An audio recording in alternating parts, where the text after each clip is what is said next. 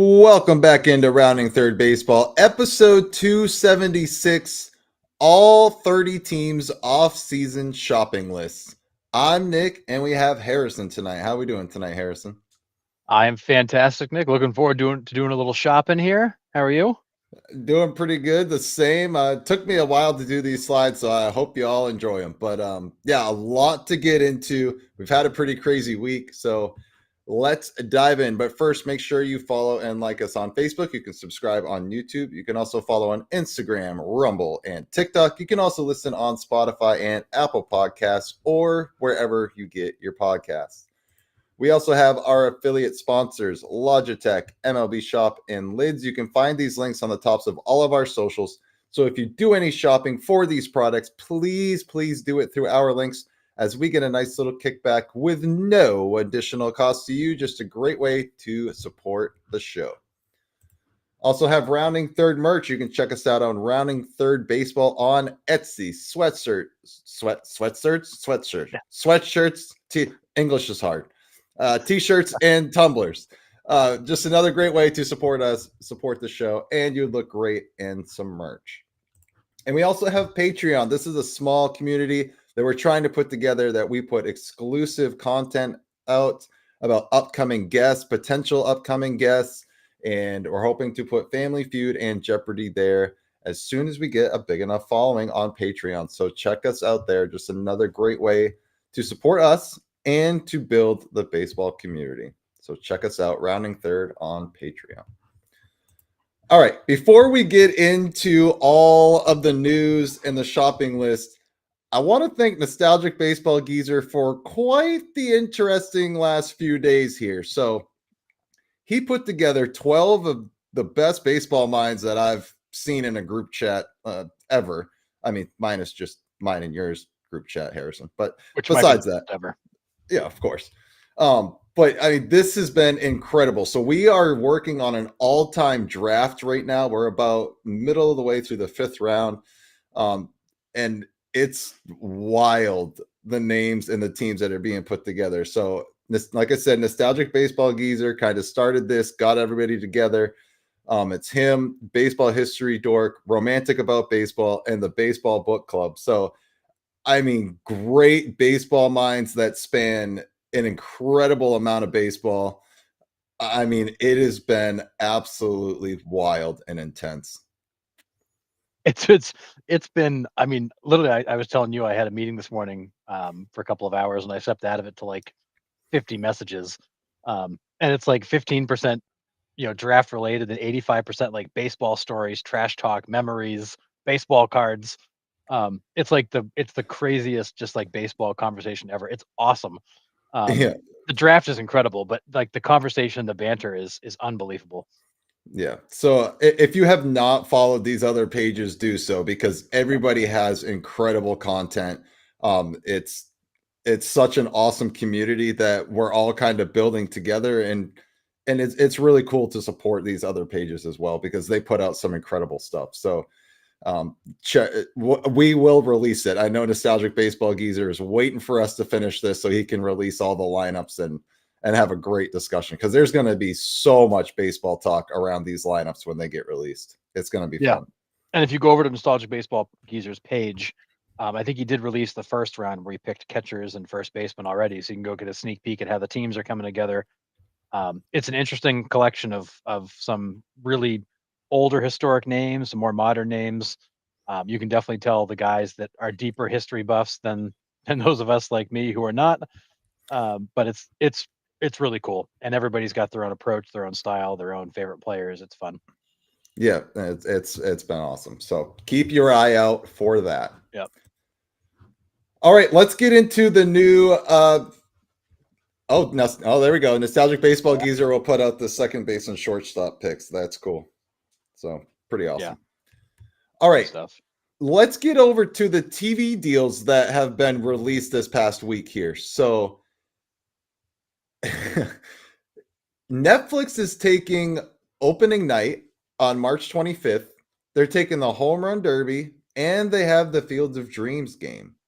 Now, we've talked about Netflix being an interesting platform and wanting to get into the sports world Is this their in?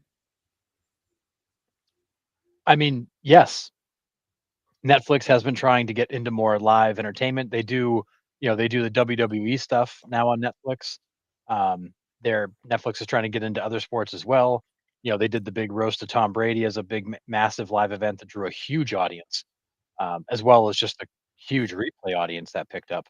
So I do. Netflix has been trying to get into more live content, more live sports content, and this is a great way for them to enter because they're not getting a random Tuesday night game, the Pirates against the Marlins, like Right.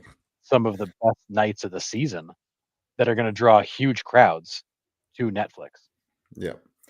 Now, we've talked about the NBC one a little bit, kind of conflicting with football here because they're taking Sunday night baseball, but then in September coming down the stretch, do they flex that out to NBC Sports? Do they NBC One or whatever their sister network work is? And then they're taking the first round of the playoffs too, which is interesting. So, what is our view here? I know we've talked about it a little bit, but how does NBC kind of juggle that? Yeah, so the way NBC explained it is that baseball will be on NBC unless there's a conflict with Sunday Night Football, in which case it goes to NBC Sports or NBC One. It'll depend on the other two. But all of their Sunday night games will be streamed on Peacock. So any Mm, any of their streaming subscribers can get all of them on the same platform. And I think what you're finding is these cable providers are beginning to shift more and more to a streaming platform, realizing that people are cutting the cable left and right. So everything's now, kind of heading down the path of there's a streaming option.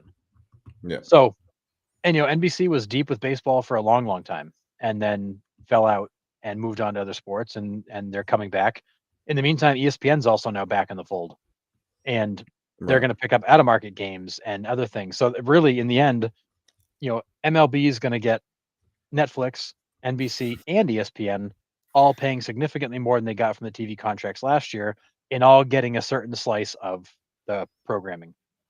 Yeah. On NBC 8, The Ocho. Yeah. I mean, it's heading that way for sure. Oh, Draft news, Harrison. Mickey Mantle's off the board. That's terrible.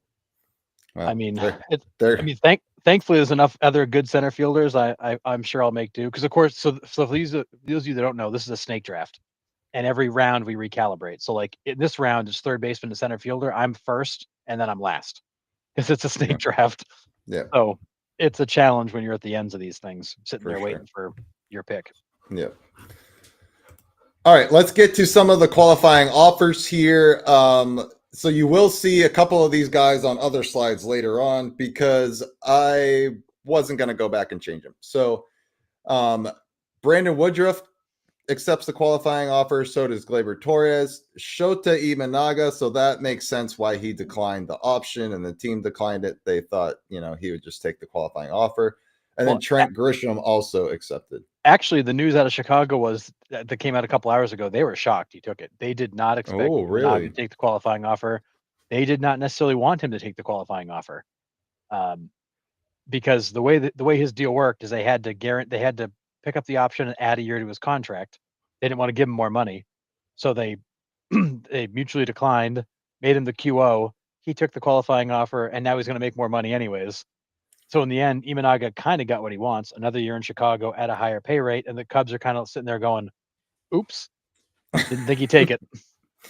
Well, and he's a free agent next year. So, Right. yeah, crazy. But yeah, so those four have accepted the qualifying offers. Can we just talk about the mistake of the offseason? What would that be? Trent Grisham getting a qualifying offer. I mean, Ha- have you seen the fan video of or WFAN video of the caller that just calls in and screams for like 2 minutes about how Brian Cashman's an idiot?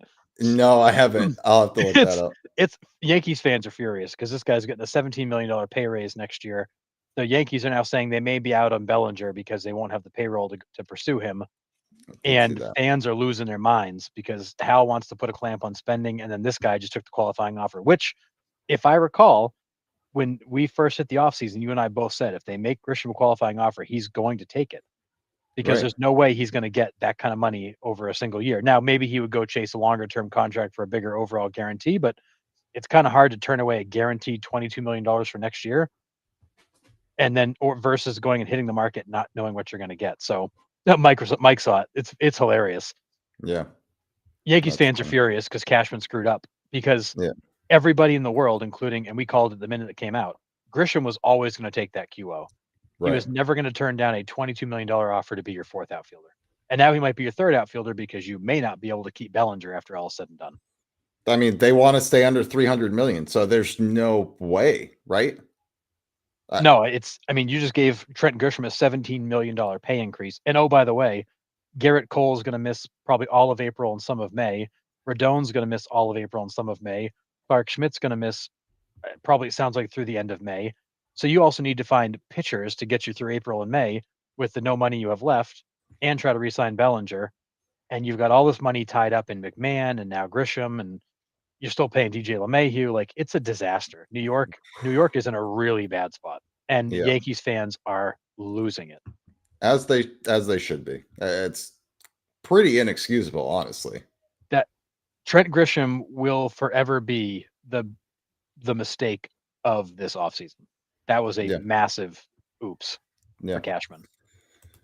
Carl, this is a good point about Shota with the lockout coming up in 2027. Ooh. Could this give him some flexibility to go over to Japan and pitch? Possibly.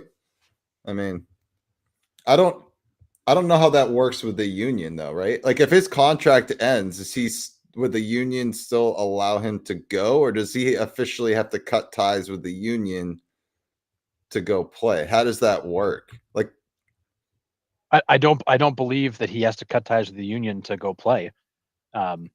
He just basically steps out of the union for a little while, and then he comes back when he wants to play in the States again. okay. Yeah. Jeff says he's happy about Glaber. Yeah, I think that's a great pick, and he's what the Tigers need for sure. And I mean, I love that pick too. The Tigers are going to get the Skubal deal done too.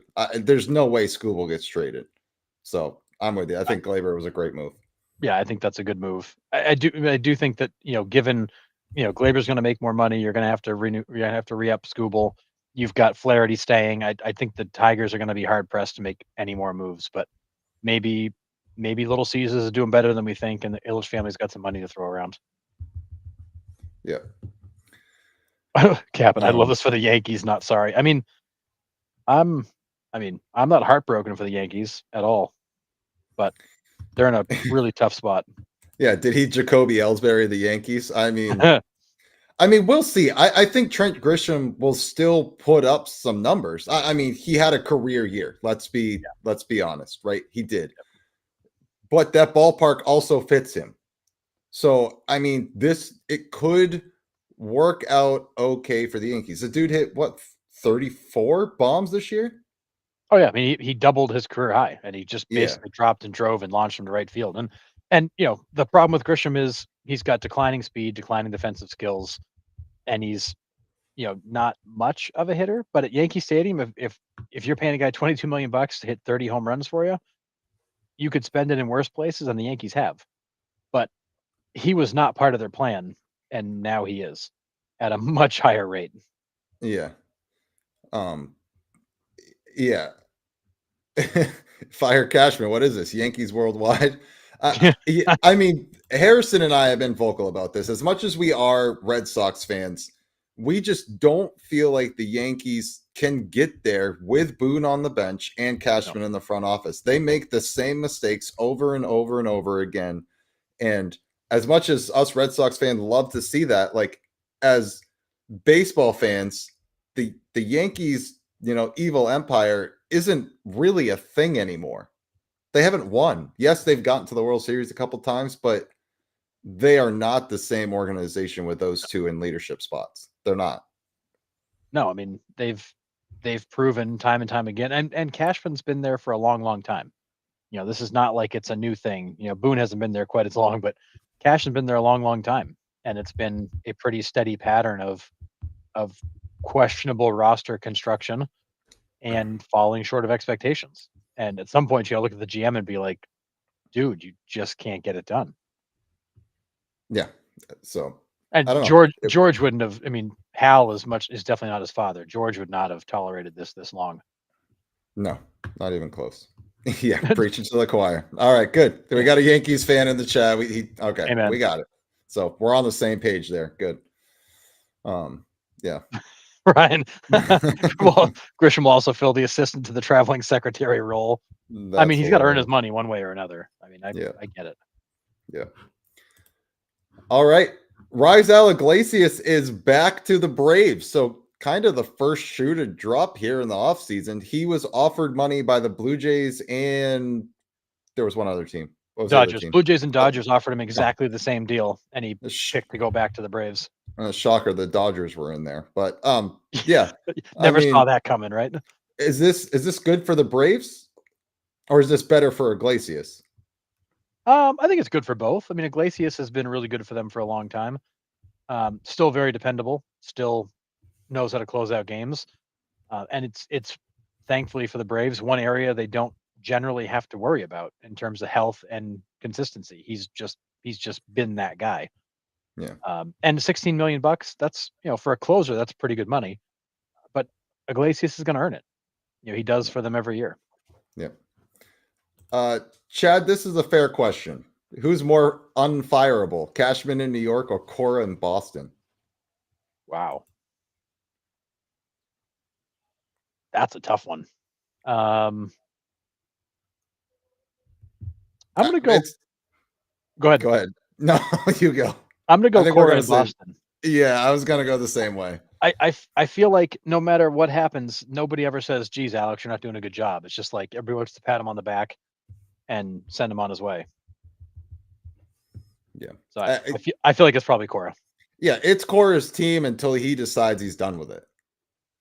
Yeah. Like they're not going to fire him. It's just when Cora's done, he's done. I think he's there for the long haul for sure. But the funny thing is it'll be Cora that decides to leave and the Red Sox will be caught by surprise and have to go hire somebody when they could have just made the move and been prepared for it. But yeah. John Double, consult the Magic 8 Ball in that question. Yeah, fair. And I mean, we're with you too, Curtis, because we would have thought he would have been gone by now anyways. And he's still there. So, I mean, maybe they're both the same. I mean, it feels that way. If, Alex Cora to us is what Cashman is to the Yankees. It's the guy you don't know why he's still there, but yet year after year he just shows up. Yep. Insane. And does an okay-ish job, and you move on to the next year. Yep. All right, staying with the Braves, they pull off the first trade of the offseason. Well, second trade, I think. So we got the first theft of the offseason. Yeah. So Mauricio Dubon from the Astros for Nick Allen. Who won this trade, Harrison? I feel like Atlanta did. I mean, no offense to Nick Allen. I mean, spunky little ball player. He can do a lot of things, but I mean, when you lay the two side by side, Dubon is by far the superior player. Positional flexibility, but also just a guy who's, he's got some receipts, and Nick Allen doesn't really. Again, Nick Allen, talented guy. He fits better as a utility guy than an everyday guy. Mauricio Dubon has proved that he can play every day. Yeah. So what does this do to the Braves shortstop market, if anything? Does it affect it at all? I think this to me makes it seem like they're settling with Dubon as the shortstop. I don't know the situation with Haesung Kim, if he's still out there. I'm not sure. Did he decline option? Did he move on? I don't know what the situation with him. I kind of lost track of him. But I thought Haesung Kim was going to hang around and be that guy. Maybe not. But either way, Dubon also has positional flexibility, so he's a guy you can move around, because in my mind, Dubon could be your shortstop. He could also be the guy that goes in when Austin Riley gets hurt or Albies gets hurt, because those guys are going to miss part of the year. Yeah. No, I agree. Yeah, bring back Simmons to Atlanta. Yeah. I mean, yeah. I don't know. I think the Braves win this in a landslide. Like, I like Nick Allen, but he doesn't really provide you much on the offensive side of the ball. So no, it's unless the Astros see something in him that we're not. I think the Braves won this trade completely. So yep. Yep, I think it's the Astros moving on from a guy and hoping to pick up a guy in Allen who's a better utility guy. Yep. Yeah, Oh, Michael, we lose track of our shortstop too. It's easy to do when yeah. you don't know who the hell it's going to be. It's easy to lose track of him. Yeah. Now, this one was an interesting one because to me, it was the Orioles just giving up on a guy right here. Jason Rodriguez for Taylor Ward. Now, Taylor Ward is a 30 home run guy. He has got some serious pop to add into the middle of that Orioles lineup. But, and Grayson Rodriguez has crazy upside. However, he can't stay on the field. So, who wins this trade?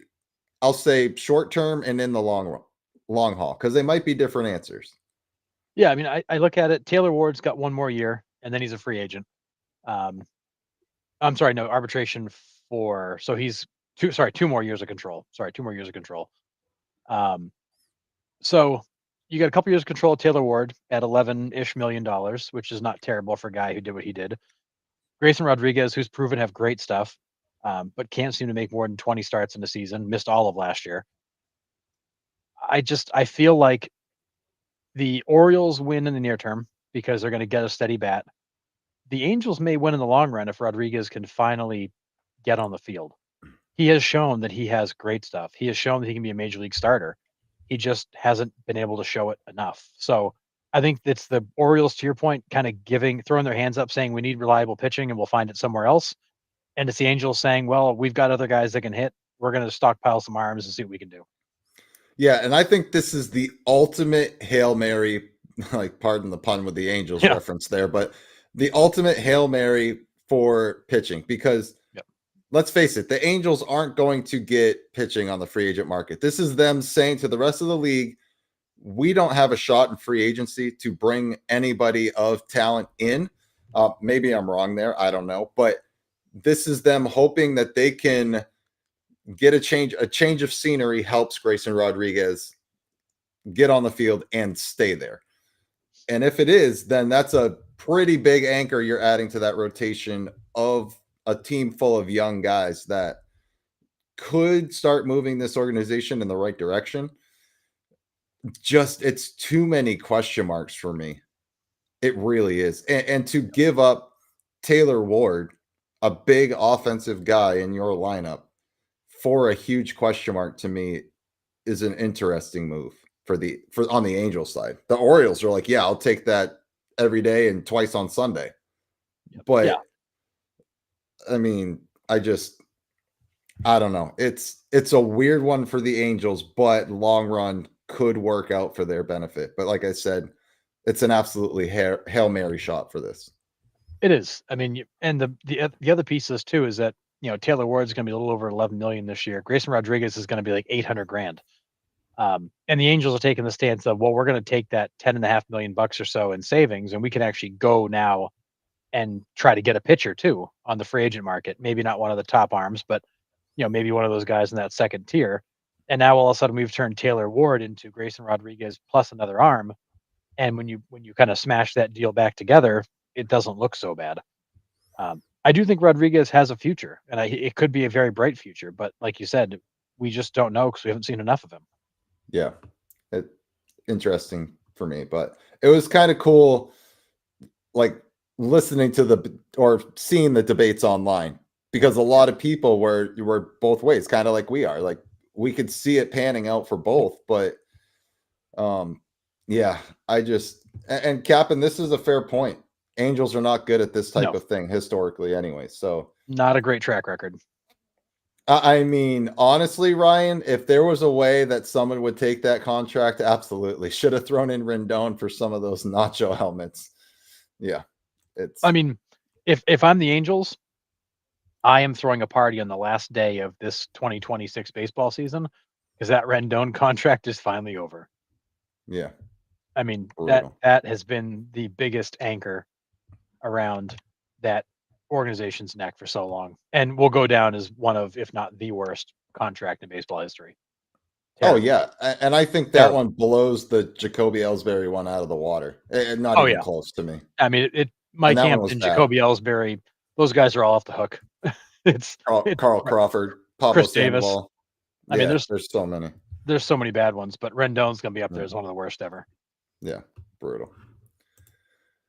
All right, now that everyone is here, again, I'm announcing the Jamie Moyer Easter egg. So Jamie Moyer will be hidden in a random slide throughout the entire show. You guys missed it last week. He was in plain view, I thought. No one got him.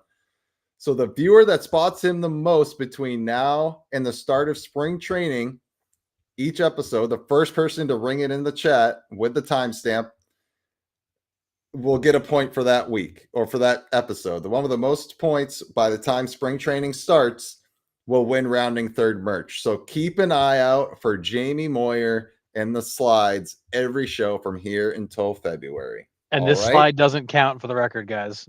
Yep. This slide doesn't count. And if ever he's a trivia question, it doesn't count. So no, it will be any form of Jamie Moyer. So you got to keep an eye out for that. But I want to make sure that you guys can actually get him. So yeah, it's not, no, this slide does not count. Just see him, there he is. And then with a time delay, Brandon just heard what I said and realized it doesn't count. Yeah. All right. All right, here we go. Shop till you drop. We're going to go through all the 30 MLB teams. We're not going to spend as much time on them as we would like because we don't want to sit here for 20 hours. But it's just going to be a quick rundown of what we think every MLB team needs and where they could go. All right, here we go. Here we go. Atlanta Braves, shortstop, starting pitching, and relievers. Yep. I mean, yes, a shortstop that they've already solved, starting pitching. It's not just starting pitching. They need starting pitching that can actually get on the field. And yes, the bullpen. That lineup is loaded if they're all healthy. Nothing to change there. So who do you think is their biggest target? If I am the Braves, I'm looking for, give me the guys that are reliable. I don't give me a Michael King. I need a guy like a Dylan Cease. I need a guy like a Framber Valdez. I need a guy like a Merrill Kelly. I need a guy who's going to be out there every day. I can't have yet another guy that I'm not sure how many starts I'm going to get out of him. It's got to be a durable guy.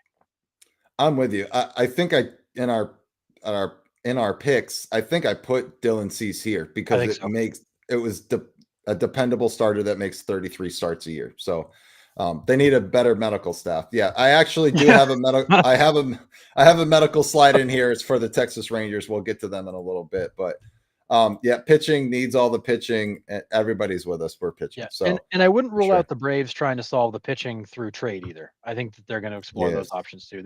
They may solve it from somebody who's not even on the market. Yep, agree. All right. Washington Nationals are seeking first base, catcher, and relievers. As well as many other things, I'm sure, but in reality, that's all they're going to find. I mean, yes, first base has been a bit of a revolving door for them. Catcher, they thought they had the catcher. Turns out they don't really have the catcher. And then, yes, bullpen help for sure. And I fully expect that Mackenzie Gore will be the centerpiece of a trade that gets them one or two of those pieces. They're going to dangle him out there to try to go find some other parts. Do you see a JT Realmuto signing with these guys? I would have to believe at this stage of JT Realmuto's career, he is looking to go to a winner. I can't imagine he's going to want to go be part of a rebuild at 35 or whatever he is. Yeah. I think he's looking at it as, I got a few more years left. I want to go win. Like, I want to go chase rings. I don't want to babysit young players. That's fair. And maybe I'm wrong. Maybe he likes that more than I think, but I suspect he's looking to go win somewhere. Yeah. Now, Luis Arraez. Now, I know the rumors are saying possibly back to the Padres. They seem to be the most in on him there. Could you see a Luis Arraez go to the Nationals? I mean, yeah. I think, and this goes back to, like we said this with the Pirates before. It's not going to be easy to attract top line talent to a team that's deep in a rebuild. So you're gonna have to settle for those guys that are willing to, that aren't getting signed anywhere else, that are gonna have to settle for a lesser situation. Arraez might be that guy. Arraez might be the guy that the top notch team's gonna look at and go, no, it doesn't fit into our plan, and he's got to settle into a second tier, which might be more like a Washington. I also think Arraez would be a great fit in Anaheim, where they strike out way too much. He would bring you some contact, but I don't suspect Luis Ariz is going to be a guy that a lot of the contenders are looking for. I think he's going to have to settle into a second tier gig. This could be one of them. Yeah, it's fair. He's the only guy in the history of the world that's won multiple batting titles that nobody wants. Yeah. It's the weirdest thing. It makes no Mhm. sense. But Because his on base percentage is somehow lower than his batting average. yeah, It's weird. he's such an enigma in the fact that he is such a high contact guy that actually hurts him. Yeah, crazy. All right, Mets frontline starter and relief. I would say starters and like with many S's after it, because I don't think they've got. If I'm the Mets, you just DFA'd Frankie Montas because that was a huge disaster. You're expecting Mania back, to full strength. Senga fell apart. The young kids, you don't know what you got. I mean, you're going into the season with what? Like, who can you rely on in that rotation? I mean, you do have the 3 kids coming up that You do. look promising, but as we've seen, how many actually pan out? Like once the hitters get the books on them, who comes out of the 3 there? I mean, the Mets are banking on all 3, but you also don't want to rely on that. So, yeah, they need a frontline starter in there for sure.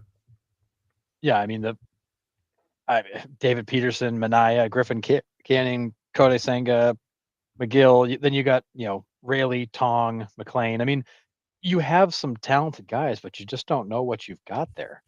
No. And I think you look at that as who's the ace. You don't have one. Who's the number 2? Not sure you got one of those either. And then after that, it's I don't know. I mean, if I'm the Mets, I'm looking for multiple pitchers. I would rather have too many starters and have to figure it out than do what you did this year, which was not have enough. Do you think Clay Holmes has what it takes to be an anchor of that staff, an ace? I mean, he proved he can do it this year, but that was 1 year. Um, as he continues to throw more pitches and face more batters, the book builds on him. There's more. He went over to a new league, didn't know him as well. I don't suspect he'll be as good this year as he was last year. But could he be a consistent starter for you? Sure, I think he could be. I just if you're banking on, Senga and guys like that to carry you, I think you're going to find yourself in a world of hurt again. Yeah. Yeah, this just in. Mets lose 8 straight, miss the playoffs again. Yeah, agree with you, Nathaniel. Mariners going to be good next year for sure. They're going to be there. This is a good one. Luis Angel Acuna. Haven't heard much out of him either. I think it's hard for him to come up in that shadow. Yeah. I mean, Ronald Acuna is a stud, and people are expecting this kid to be the exact same type of player. It's not going to happen. No. And the Mets even said that, Nimmo, Acuna, those kind of guys are all available if anybody wants to call and make a trade. Yeah. They're willing to deal. Yeah. And Sproat will be the number 2 guy for them. I agree with that for sure. And he might be. The question is he ready to be a number 2? And I don't know. I mean, are you going to stake a 300 something million dollar payroll on Sproat being your number 2 pitcher? I don't know that the fans are going to be real psyched about that. Yeah. Tough one. All right. Marlins starting pitching, relief, and corner infielder. Yeah, I think that's fair. I think that the issue is going to be they're not going to solve it in free agency. We already know that, but they do have a Right. ton of young talent coming up. But this is a team to watch next year. This is a team that has stockpiled the system with a ton of young talent. They're going to put a bunch of guys out there and let them fight for playing time. And I think they're going to be a fun team to watch. Yeah. But yes, they got to figure out the situation with Sandy. What are they doing with him? Is he staying? Is he going? What are they going to do in that bullpen? How are they going to fill the corner infield spots? It's been kind of a revolving door there. Is Norby going to be your guy or not? What are you going to do at first? It's been, it just kind of been inconsistent, and they haven't really had a guy that's stepped up and taken the job. So, yeah, I think this is where they're at, but they're definitely a team to watch. So I put a couple interesting ones in here on the slide, and I really thought about this one and was wondering if these guys fit, and let me know if they do. So I got Yoan Moncada for possibly a corner spot. You have Lamont Wade Jr., Reese Hoskins, and Ryan O'Hearn if his market isn't there. What do you think about those 4 possibly signing there? I think Yohan Moncada is done. I don't I don't know the Marlins are going to want to take a flyer on Moncada given the body of work. Lamont Wade's a good one. I could see that being a potential. O'Hearn would be a really good one. He's going to he'd have to settle for a lesser gig and a lot less money, I'm assuming. So yeah, I mean, I think those would all be good possibilities if they don't have good markets develop and the Marlins can get them on the cheap. At the same time, if I'm the Marlins, though, like I've got to be really sure that one of my young guys isn't ready to step up because I don't want to block progress for all these prospects I've stockpiled. It's So fair. it's a bit of a balancing act for them to not block the young players until they're sure that they're not ready, and that's hard to do. Yeah, absolutely with you. This is I don't hate this call, Michael. I think the Marlins are gonna be better next year than we think. Right now, I think that's a decent team. I don't know if they're quite in the playoffs yet, but I don't think they're going to be that far off. I think they're going to keep closing that gap. They were a lot closer than we thought they were going to be this year. And an So, exciting team. If they could just button up a couple of holes in that roster, I think they'd be in great shape. yep, agree. All right, Phillies starting pitching and outfield. So I have Imanaga on here. Obviously, he's off, but we got Tucker. What do they try to go after Ranger Suarez here and keep him in? And do they re-sign Schwarber? I think those are the 2 kind of big, huge, glaring question marks for the Phillies. Is can they keep both? Do they keep both? Or will they lose both? Yeah, and I think they're in a situation where I think they could keep both. They also could lose both. I do think what they do at the catcher position will determine some of those moves because if they do just go back and grab Realmuto for another year or two, I think that makes it easy to bring those guys back. If you're going to swing a trade for Adley Rushman, you're going to try to lock him up. So you're going to have to put some money out there to try to tie Rushman up if you can. That may change your thinking. He's also, I think that also changes the dynamic of the lineup. But I do suspect Schwarber goes back. I don't suspect. I don't think there's going to be any really other big moves because as we as I read today, they're trying to move Castellanos and have gotten zero interest. Nobody wants him in his $20 million contract. No. And if they can't move him, I don't know what they're left with. I don't see them DFAing him because they're going to eat the money. And if you can't trade him, I'm not sure what you're what you're going to do with that roster. So I Yeah. do think Schwarber probably returns to Philly. Yeah. Ryan says, I hate that the Phillies are so close and now it feels like a Yeah. rebuild. That window feels closed. And agree. We said it going into the postseason that the Phillies have to win this year. Yep. Otherwise than that, they are going to start tearing it down and figuring out like what are we doing wrong? How do we get over the hump? And is it time to tear it down? Yep. But yeah, and how much money are they willing to spend, John Temple? I mean, they have Dombrowski there, so who knows? All bets could be off about how much money they spend. He's a well-known money spender, so who knows? That's why I have Kyle Tucker here. It wouldn't surprise me if the Phillies come in and blow the doors off Kyle Tucker's camp and bring him to Philly. Yeah, and the one thing to keep in mind too is the Phillies lost $90 million last year. And I don't know how many more years ownership is going to eat losses like that for them to not win. It's fair. So as much as we feel like the window is closing, it may even already be closed. I don't know. But if it's not, it's definitely close to close because there's no way you can just keep eating losses like that to not show up. Yeah. Yeah, Curtis says, I thought Philly was an elite team that just croaked in the playoffs. I think this will be the last year that they will go all in for the World Series window closing. Yep. Fair. And I think Ranger Suarez is going to get his doors blown off by other teams with offers the Phillies can't match. I agree. I suspect he's going to be a hot commodity. Yeah. Yeah. Top of the line rotation guy for sure. Chad says Schwarber won't make the same money outside of Philly. He's a one-trick pony and he'll take less from Philly, probably not so much from other teams. I don't know. I can see where you're coming from with that point, but Kyle Schwarber's OBP is very sexy to a lot of teams. Like, yes, it comes with 190 plus strikeouts. I get it. but a 400 OBP is pretty ridiculous. And Yeah. teams are banking on that. Oh, and he hits 45 bombs? Okay, yes, please. Yeah. I think Schwarber is going to be sought after for sure. I think there will be teams that are calling on him. I think the problem is he is a DH. He cannot play the field. He does have a high OBP. His contact rate is terrible, but he hits bombs and drives and runs, and there's value to that. But Mhm. he's very much he's a one-dimensional player, and he does it very well. Yep, agree. All right, we go to the NL Central. The Brewers, I have keeping Peralta and small additions. I don't see the Brewers really making a splash here. What do you think? No, I think the Brewers. It's that roster's loaded with young guys. It's Durbin and Churio, and you're not gonna fill any holes there. I mean, you still got Yelich, who's become the elder statesman, and there it is, Carl. We got him. Moyer's Carl in got it. there. Nice. We got Yes, our we first got Moyer him. sighting. Nice. So Carl is on the scoreboard. Yeah. So I don't see the Brewers doing much of anything. They've got a great young core. They don't have any glaring holes in that team.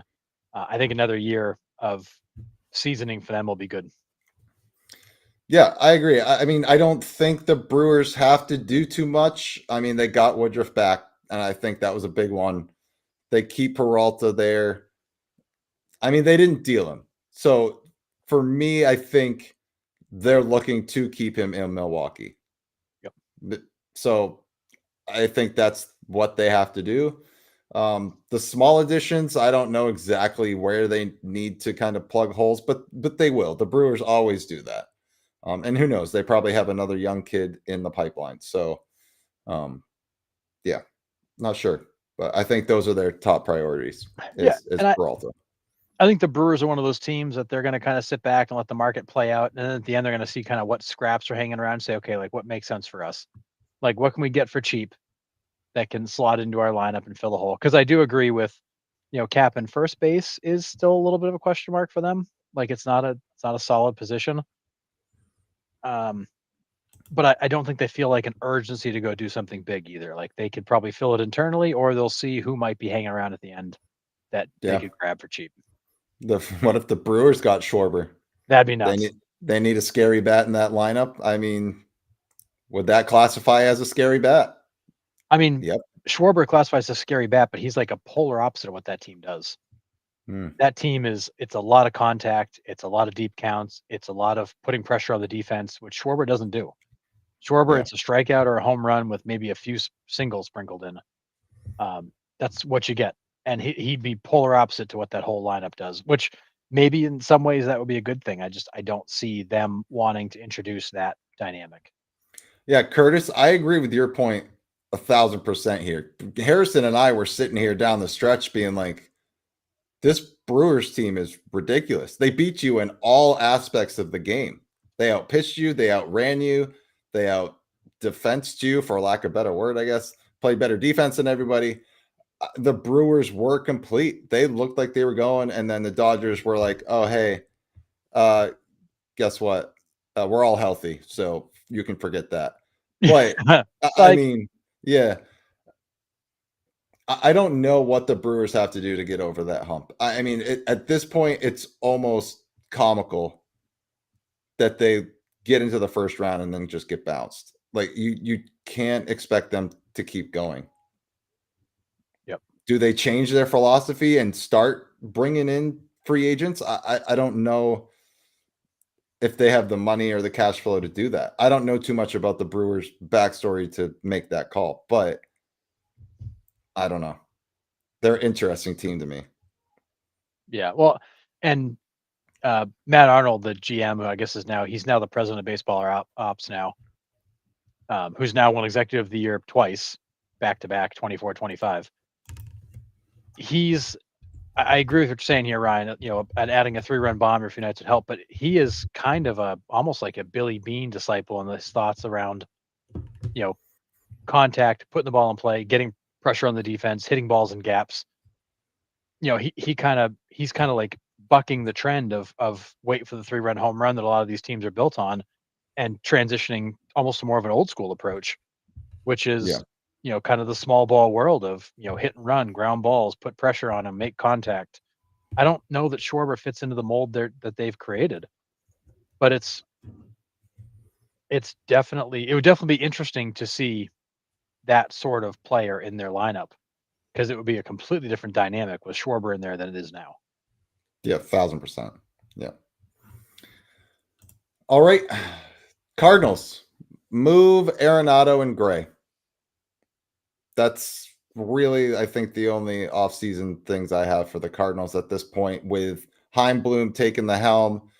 We all know what Heimblum is, being from Boston. We know what he's capable of doing. I think for sure you get these two contracts out there. Cardinals are in full rebuild mode, and you will see them in 4 or 5 years back for playoff contention because Heimblum will get that team and that farm fully stocked for that organization. Yeah, this is, and I don't like to speak. I don't want to speak ill of Mozeliak on the way out the door, but Mozeliak blew it at the trade deadline this year, and really even in the offseason going into this year. Like he had the chance to kind of wipe it clean and hand Heimblum a blank slate, and he didn't. He didn't. He didn't make the moves that probably should have been made, and now Heimblum's got to come in and clean up a little bit of Mozeliak's mess on his as he gets started. But I suspect those guys are gone, and if they have to take less to move them, I think they will. They need to just push the reset button and start over, and that's what Heimblum's best at. It's Yeah. building the farm system, winning in the draft, finding enough pieces to keep the major league team interesting, but really building with an eye towards, developing from within. Yeah. And Ryan, you're 4 years out, and Yeah. it might be a painful 4 years, but Bloom will get that team right. He will get that farm fully stocked with actual major league talent that you will see develop and be incredible players. So he is incredible at that, and you will see it. It will just take some time for sure. John says I wouldn't mind Arenado to Seattle if the Cards eat half the money. Would the Yeah. Cards be willing to eat half the contract and trade him to Seattle? I mean, probably not, but maybe.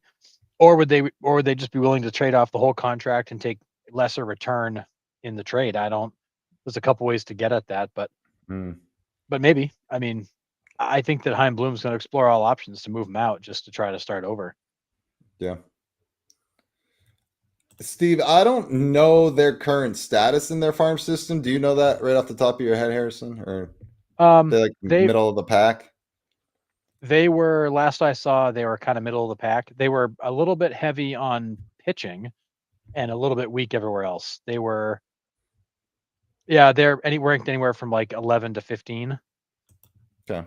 So not terrible. Sorry, 11 to 18. So kind of right through the middle. They do have quite a few pitchers in the top 100 though, so they are pitching heavy. Yeah. If Arenado and Gray do get moved, where do you see them going? Ooh, that's a good. I mean, I think Sonny Gray would be a great option for a team like the Red Sox, a team like the Yankees, a team like the Mets. I would have to imagine would call on him. Um, I think if I'm the Padres and I'm trying to fill some arms in there, that might be a way to do it because Sonny Gray's contract's really not that bad. Um, Giants would be a good spot for Sonny Gray. Blue Jays. I mean, I think there's a lot of teams that would call about Sonny Gray because he's got good stuff and he can pitch. He's shown he can pitch about anywhere. Right. Arenado, I don't know. Arenado is a tough one. Third base is not a kind of a big wide open market right now. You got a free agent in Bregman who's kind of out there taking the headlines. I think Arenado is a guy that, again, kind of like last year, you have to wait till the market settles to figure out, which seats haven't been filled. Red If Sox need a third baseman? Well, if Arenado could move to first base, it would open up other possibilities of places like Boston for either corner. You could look at, kind of the Mets if Alonso moves on. Like I think it opens up his options if he would be willing to consider being a first baseman full time. Sonny going to the A's would be Ooh, crazy because if I'm Heim Bloom, I'm looking at that young talent over there, and I'm licking my chops because the A's do need pitching badly, and they got some bats in that Yeah. lineup. Would you be able to pull any of those kids over to the Cardinals? I don't know if the A's would want to part with them at this point. That would be tough. It would be. I mean, it would be tough to move on from some of those young core players. Doesn't mean they wouldn't. But the thing with the A's is they've got even more young players coming up behind them. Like that's the scary part. Right. Is they've got so many guys coming that they may be willing to move one or two of them just because they don't have room for them. Yep. Steve, I don't hate this prediction at all because you signed Max Muncy, right? They've already re-signed him. Yep. You have Arenado and they platoon lefty righty. 1,000%. I'm with you there. I don't hate Where's that. Murakami go? We'll cross that bridge when it comes, Harrison, but it's coming. Yeah. Team All Japan right. has got to reassemble in LA. Yeah. All right. Pittsburgh Pirates. I just have shopping bags, carts, and tote bags everywhere because they need anything and everything. I have nothing else to say about the Pittsburgh Pirates. I would like to point out the fact, Nick, that the tote bag is empty, the cart is empty, and the bag is empty because really you realize they're never putting anything in those. Oh, yeah. No, they'll put stuff in there and they'll get to the checkout counter and be like, hey, you don't have enough money to pay for those. You have to put them back. Yeah, they're the ones that kind of shop the store, then like get to the register and go, nah, on second thought, I'm good. And they walk out and leave everything in. Yeah, right. I mean, Yes, Michael, that's what the Pirates need is new ownership. 100%. Although, yeah. according to Ben Sherrington, they got 30 to 40 million bucks to spend, and apparently they are talking to a lot of players right now. Again, who the hell is going to take their money? I don't know. It's going to be really hard to get one of those free agents to go, yeah, Pittsburgh, I'd love to go play in Pittsburgh because nobody in the last like 20 years has said I'd love to go play in Pittsburgh. Yeah, the only thing the Pirates have going for them is the ballpark is immaculate. And Paul Skeens, right? I mean, good catch. He could be I know. He could be a big draw for some players, right? If the Pirates somehow keep him there and they're able to get a couple free agents, then people, I think players around the league will start to perk up a little bit and be like, like maybe they do have something brewing. Now, I know this is a far-fetched idea. I know it is. But if they just get that one free agent to go play with Skeens, does that open the door for others to be like, maybe we should give it a go? It's like we said last year. You have to have that first player that'll commit to going there, and you're gonna have to way overpay them. You're gonna have to overpay them 15, 20, 30%. But you got to like knock that first domino down and get somebody to go. Then other players will go, oh, like maybe there's something going on in Pittsburgh I should be aware of. And then there's interest. Because right now, if I'm an agent, my fax machine probably turns on with an offer from the Pirates because my guess is they probably still fax stuff. My fax machine turns on with an offer from the Pirates, and I have to look at it and go, who are these? Who are these guys? Like as an agent, I haven't got an offer from the Pirates in ever. Like, what do I do with this? Is it even real? Yeah. It's probably written in crayon for all I know. But like, I don't think anybody takes an offer from the Pirates seriously right now because they're not going anywhere. Yeah. Yeah, and I mean, all the news about Skeens and the Yankees, that's coming out too, and we're only going to hear it from here on out because, I mean, it's the Pirates, let's be honest. But Spencer Jones, the Yanks have some talent that they could ship back to Pittsburgh for Skeens. I think we're a couple years out from that, but and Chad agree with this point. If they're serious about spending, they'll have to overpay for that second tier guy. And then to your point, Harrison, to back that up, they have to hit on it. Yep. Right. Like that, it has to be, that guy has to have a career year for other players to kind of perk up and be like, all right, we got something going here. Yeah. You have to get Cap and come on, Harrison, faxes go to email now. I don't know. I haven't faxed. It's 2025. I'm not sure if that's still a thing, but I think the Pirates are going to have to make a big splash and overpay somebody to be the first one to go there, to then hopefully make people realize that they're not just going to be a doormat anymore. And yeah, and maybe it's a second tier guy they got to overpay. Maybe it's a couple of second tier guys you got to overpay, and you've got to blow your whole budget on a couple of mid tier guys just to prove to the world that, like, hey, we are actually serious. But Yeah. you got a long way to go in Pittsburgh to get free agents to think you're a legitimate destination. Yeah. I think I saw offers from the Pirates come through the USPS. They might get delivered Pony Express still. I don't even know. Alex Bregman type deal for someone, overpay for a year with some options. I mean, Yeah, that's possibly a fit too. yeah. I mean, Sherrington's not an idiot. He's gonna No. try to figure something out there. just So we'll just see. do yourself a favor, free agents, and don't take an incentive deal with the Pirates Yeah, because they'll just God, cut you before it's due. brutal.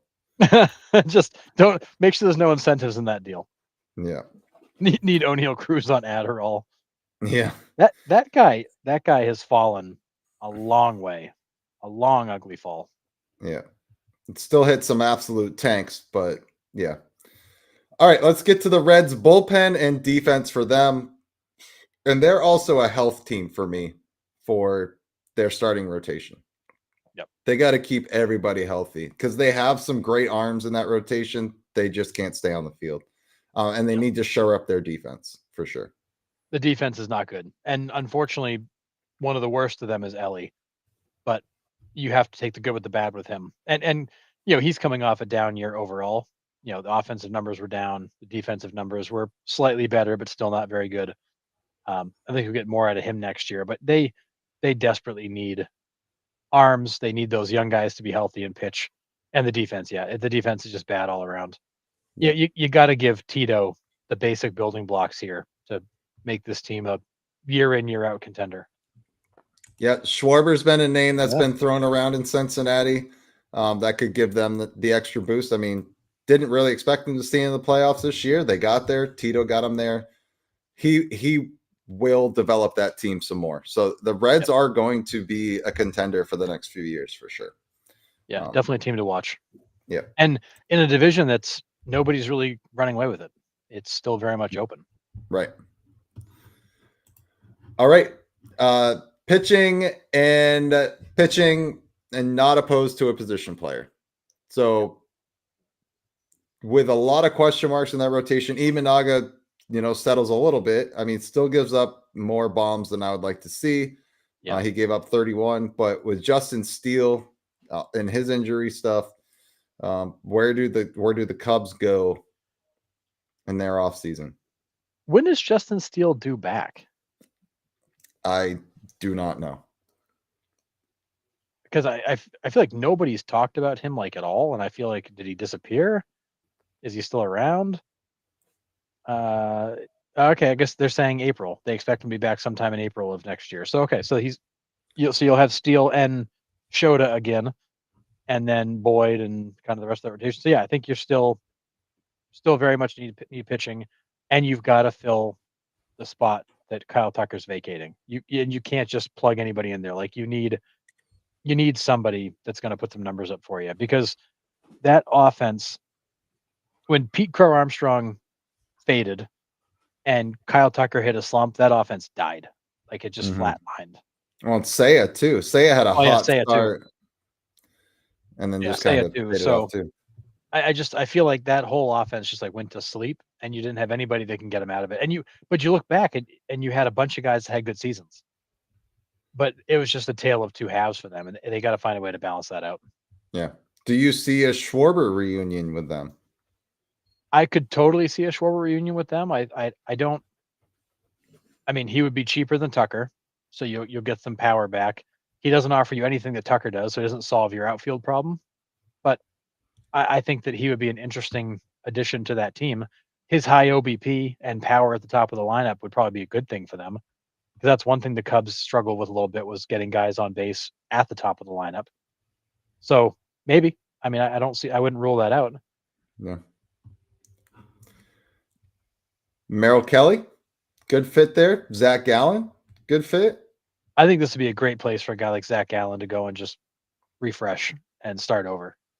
I mean, to get out of the desert, go somewhere new, rabid fan base, a lot of history, a lot of excitement. Great, those fans are nuts. I think it'd be a good place for him to go and just kind of like reignite what he had, because he was so good and then just Mhm. fell off. Yeah, it was not a great year for Zach Gallen. That is for sure. All right. Cubs need a hitting coach. I mean, there's you could you Yeah. could argue that the way the offense performed, yeah, absolutely. Yeah.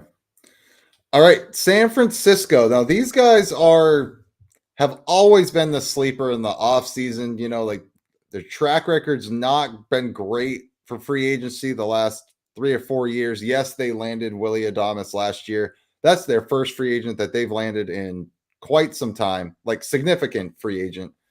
They almost signed Arson Judge. You almost signed Correa. Then they didn't like his physical, so they nixed that deal. They finally get Adames. Um, what are the Giants' needs here? I have starting pitching, high leverage bullpen arm, and outfield depth. And I think with the trade of Yastrzemski last year, you lost some of that outfield depth.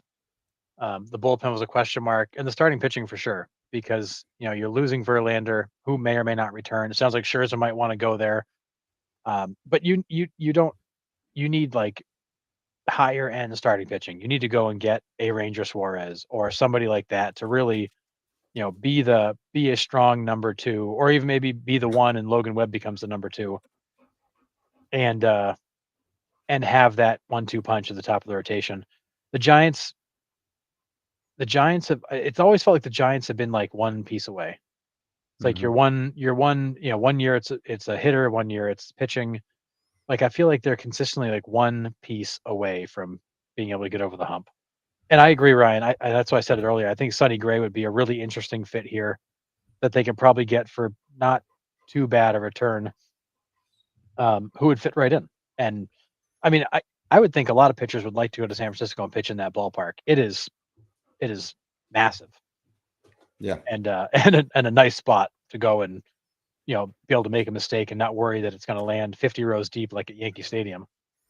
Yeah, it's pitcher friendly. I mean, we talked about it last show about Willie Adames being the first 30 home run hitter since Barry Bonds, which is a crazy stretch of time. But if I'm a pitcher, I'm looking at going there. And maybe with the front office haul and Buster Posey, things do change there for the Giants. Again, it's just such a gauntlet of a division that it is tough to go there and compete, right? It really is. Yeah. But I don't think the Giants will be silent. They will be in on what they need. Yep. And there are front of the line pitchers to have out there. Gallen, Ranger Suarez, those are great arms. I see them going in hard for Suarez. I think they are a big contender for him. Yeah, I like Suarez there. He would be a great number two with Logan Webb. And his playoff track record is insane. So if this team gets in the playoffs, at least you've got one guy who knows how to pitch when he gets there. Yeah. All right. San Diego. This one is the dumpster fire we like to talk about all the time. Starting pitching, they're moving their bullpen to starters, so then they'll need bullpen, they'll need health, they'll need to fill the Luis Ariz hole if he's gone. What the heck do the Padres do? The the Padres need money and probably a new ownership group. But yes, they need. I mean, they're losing what, 2 of their 5 starters. Mm-hmm. Actually 3, because Darvish is going to miss the whole year. So now Right. you're really kind of screwed. I'm not buying in on the Mason Miller as a starter. Maybe it'll work, maybe it won't. I don't know. But They're also talking about Adrian Morejon taking a starting spot but why? I mean, why? because you don't have anybody, Well, Harrison. That's I why. know, but it's like, just because you got guys with good arms in the bullpen doesn't mean they have to become starters. But see, you're losing 60% of your starting rotation going into next season. You've lost one of your back end guys in Suarez, who may or may not come back. Who knows? And your lineup still isn't great. It's good, but it's not great. Sign Bartolo Colon to DH. This first homer was I like it. Yeah. But yeah, I mean, the Padres need all the starting pitching, and I suspect that they're going to be in on some of the big names. But I think they're gonna have to fill this with second tier guys. I don't think they've got the money to go and sign another. I don't think they can sign another big contract. And they No. certainly don't have anybody in the farm system coming up because they literally just traded everybody and their brother last year. So Mhm. I don't think they got a lot of moves. They need to go find. They need to fill out the roster the best they can while they figure out what's next. Yeah. I This, don't know what direction they go. yeah, Honestly, they're so strapped in every corner that they don't have the roster to make moves. They don't have the money to make moves. They're just going to exist there. yeah. That that's it. This is a team that could take a huge step back next year, and Yep. maybe they need to. Maybe that would be the right thing to do is take a step back, get your payroll right, get your roster right, and then come back at this thing when you're ready. Because they just keep throwing guys in there that don't work out. Yeah. And the Bogarts deal was the start of that. Signing that dude for 11 years. I love me some Xander Bogarts. He gave us some great years in Boston, but that was the start of that snowball and that avalanche. Yep. And it has come crashing down. It's wiped the whole town out. Yeah, and But I think that fans have a right to be mad at AJ Preller for what's happened. Like you've locked these guys, you've locked this organization into some big contracts for a long time that are not working out. You've yeah, limited your flexibility. You traded out all your top prospects last year to make a run for it. Didn't make it. And Ryan, yeah, building around Machado, kind of a hilarious idea. I this this is a team that could take a huge step backwards next year. They may need to clean out the front office and start over. They it might be time to think about a rebuild and tearing this thing down because it doesn't work. I don't yep, think they're there yet. I think they're going to try to make another run at this, but I think they're foolish to do so because I just don't think you can win with that core. no. And how much further down do you need to go before you just throw in the towel, call it a day? Yeah. It's that time right now. Yeah, I think you're there. I think it's time to just admit that this didn't work and we got to start over. Yeah. But when you admit that, now everybody's, liable for the fact that you screwed up. Yep. So all I've been reading on the Rockies, as the shocker here, is experiment with pitching. So with the addition of DePodesta, they want to experiment with pitching. What that means, I do not know. This is a direct quote. Now, we did talk about Jimmy Herget last show, and a lot of off-speed stuff, a lot of movement, kept the ball on the ground, had a great ERA. Do the Rockies kind of go with that like Red Sox approach of all breaking stuff in the first half of the year? Was it 2023 when Yeah, they pitched awesome. Andrew Bailey? Yeah, and they just went all soft stuff.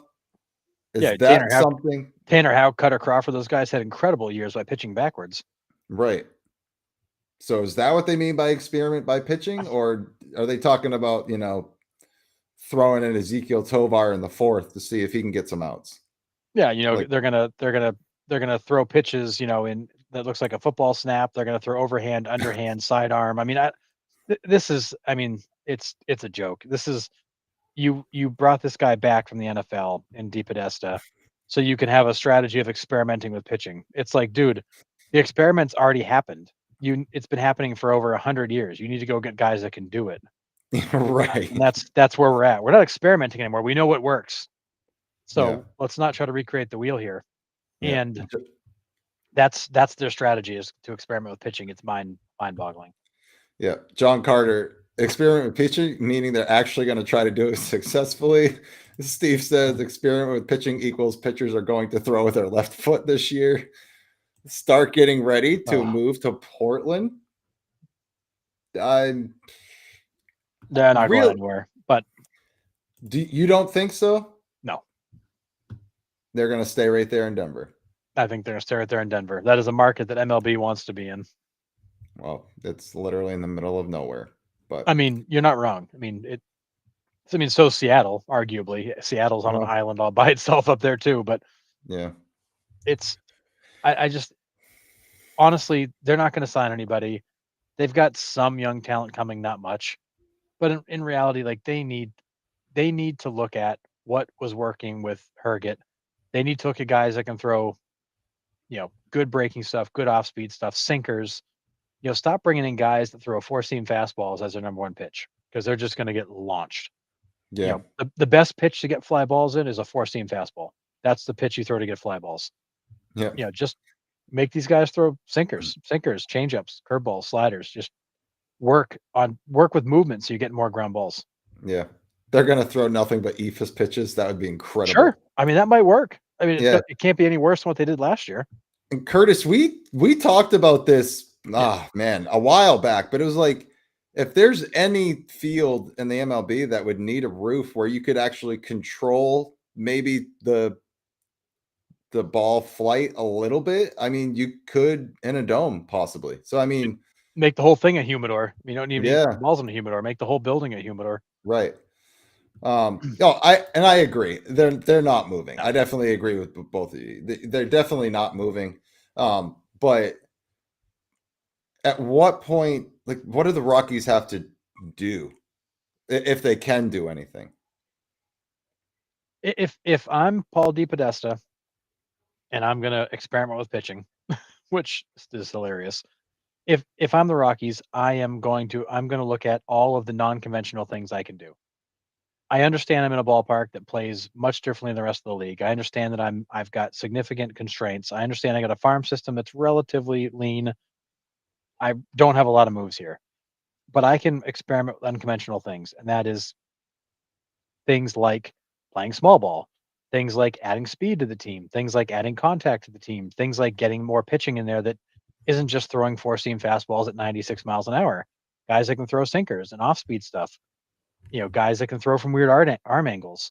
I'm going to get really freaking creative because I don't have the ability to do anything else. And that's what I'm going to do. I'm going to build a team. It might look like the island of misfit toys, but I'm going to build a team that does all the other things and try to win unconventionally. Yeah, I think I said that a few months ago. It's like, at this point, just completely flip what the rest of the league is doing. The rest of the league is drop and drive, high strikeout. Give me 9 Luis Arises, right? And let's just put the ball in play and see what the hell happens. Like, if it doesn't work, it doesn't work. We haven't lost anything. We're the Colorado Rockies, for crying out loud. Like, just try something completely out of the box. Just give me guys that hit and run, can bunt and run, can, do all that stuff, just like you said. Play baseball, bring small ball back, go against all the metrics. But guess what? They're not going to, because they just hired a metrics guy. So they're not going that way. And let's be serious. It's not like metrics and analytics are new to baseball. It's not like DPS is going to bring this new thinking to the Rockies. It already exists. Maybe the Rockies don't do a lot with it, but I would actually argue this is a team you need to take the analytics and throw that out the window. Throw the computer out the window, because you can't afford the guys that look good with the analytics. You just can't. You've got to go win games unconventionally. You've got to bunt. You've got to hit and run. You've got to steal bases. You've got to take extra bases. You've got to play good defensive positioning. You got to make all the plays. You've got to do on the mound. You need to looking for the guys that have the funky deliveries and the off-speed pitches and the sinker balls. Stop going for the guys that with the 100-mile-per-hour arm talent. Go for the guys like Herget, who could just throw a bunch of crap and get guys out. Yep. You literally, as George Costanza would say, do the opposite. You have to play differently. And honestly, that's literally what the Brewers are doing. Mm-hmm. They have gone back to an old school style of baseball. The Rockies should do the same. Take what you have, find some pieces off the scrap heap that fit, and just go play old school baseball, because you can't compete. You're not going to compete against the Dodgers and the Padres and the Cubs and the Mets trying to outslug them. Yeah. They have to draft well, bottom line. They do. Yeah, I agree. But the problem with that, Joseph, is that now you're talking, you draft well, so you start drafting well now, it's 2030. Yeah. DPS has already been fired by then. I mean, yeah. In pretty much every scenario, he'd be fired by then. Yeah. It's you've got to figure something out in the meantime. Yeah. Curtis says, let us run the Rockies. And yes. I know you're kind of joking there, but you honestly don't know how close we actually kind of were to that. But anyways, another one, Dick Monfort gets kidnapped. That's their only hope. I mean, it's terrible to think, but you guys honestly, like, me. I don't think this is all ownership's fault. I No. feel like this team, they tried to go big. They paid Chris Bryant. That, just like Rendon, that was an utter disaster. They're Yeah. going to be paying for that until 2028. That has stopped them from being able to make moves. They have drafted some guys that didn't, Steve, John Gray. They have drafted some guys that didn't really work out. They moved on from them. They figured it out somewhere else.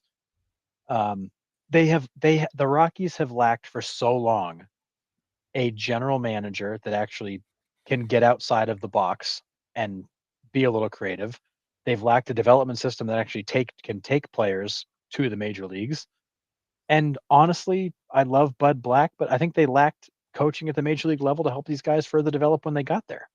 I think Bud Yeah. Black is great with pitchers. I think he's proven over the time he's really good with pitchers, but I don't think I don't think that's helpful. I think you've been lacking all those pieces along the way because honestly, you hired a bunch of guys and left them in the positions too long. It became like a just like an old boys club. Yeah. And you were in this echo chamber of old thinking that you never wanted to change. Yeah. Curtis, I agree. They do have some nice young pieces there. Hunter Goodman's They a do. stud. And you got to start building around those guys for sure. Um, and the team's been doomed since the Arenado deal, for sure. I mean, the Rockies have had talent come up through there. They just They have. are better somewhere else. Tulo, Story, Arenado, Blackman's there. I mean, they've had talent come up. It is just impossible to pitch there. There's too much green. There's too much green. I don't care if you have 3 Ricky Hendersons out there getting to every ball. They're not going to. There's too much green in the outfield. The outfield's massive. It's huge. But the Rockies should be using that to their advantage.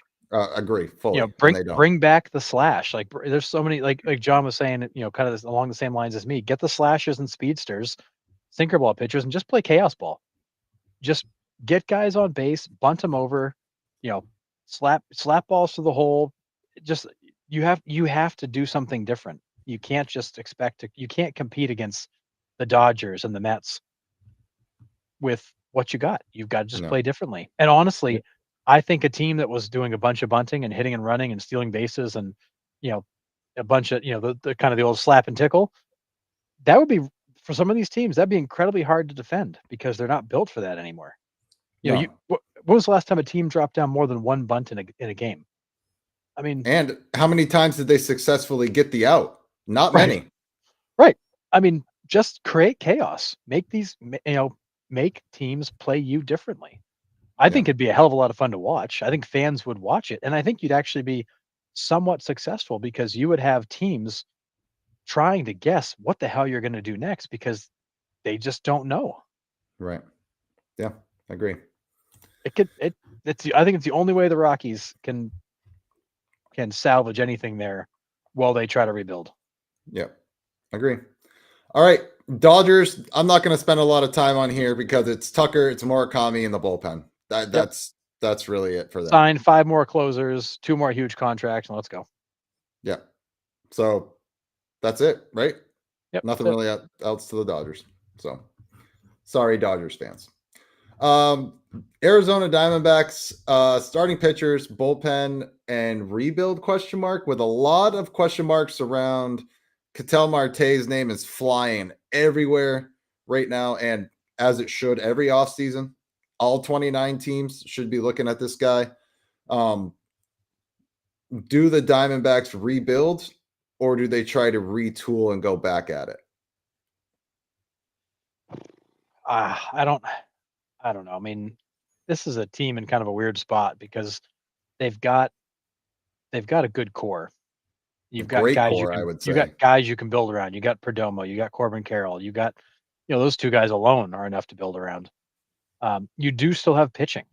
You got a bunch of guys that are going to be coming back from injuries throughout the year. You're going to kind of get this steady dose of guys coming back throughout the season. So I think the Diamondbacks are in a place where I just don't think they can. Probably can't compete next year without making some bigger moves. The problem is you make those bigger moves and you've got guys coming back to fill those holes, and now you get too many butts, not enough seats. Yeah. So I think they're probably in the mode of let's see if we can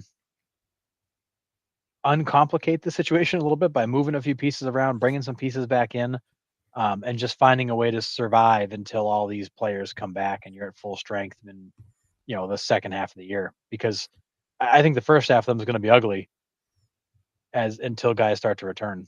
Yeah, I agree. They'll be able to out hit some teams, Yep. but preventing runs is going to be a big question mark for the Diamondbacks. Well, and honestly, like I think the offense is a question mark too right now because you've got no corner infielders. You've got kind of a hodgepodge outfielders. You got Gurriel, who's I'm not sure exactly what his timetable is, but that's a big piece to be missing. I think June. I think is Yeah. his. So It's like again, May like or June. you've got all these missing pieces, but some of it's only temporary. And I think it's a challenge. Mike Hazen's got his hands full trying to figure out what to do with that team to not set themselves up in a way where they all of a sudden have too many guys they've got to find a way to move on from. Yeah, agree. All right, our Boston Red Sox, Harrison, bona fide number 2, right-handed, middle of the lineup slugger, and I think the Red Sox would be ready to roll. I mean, I'd like to add maybe a bullpen arm or two, but I'm not Yeah. going to get Okay. greedy. Okay. Yeah. Yeah. Okay. Good one. I'm not going to get greedy, but I think you definitely need a bona fide number 2. You need that guy. I don't think you can count on much out of Tanner Houck. I don't know what Cutter Crawford's situation really is.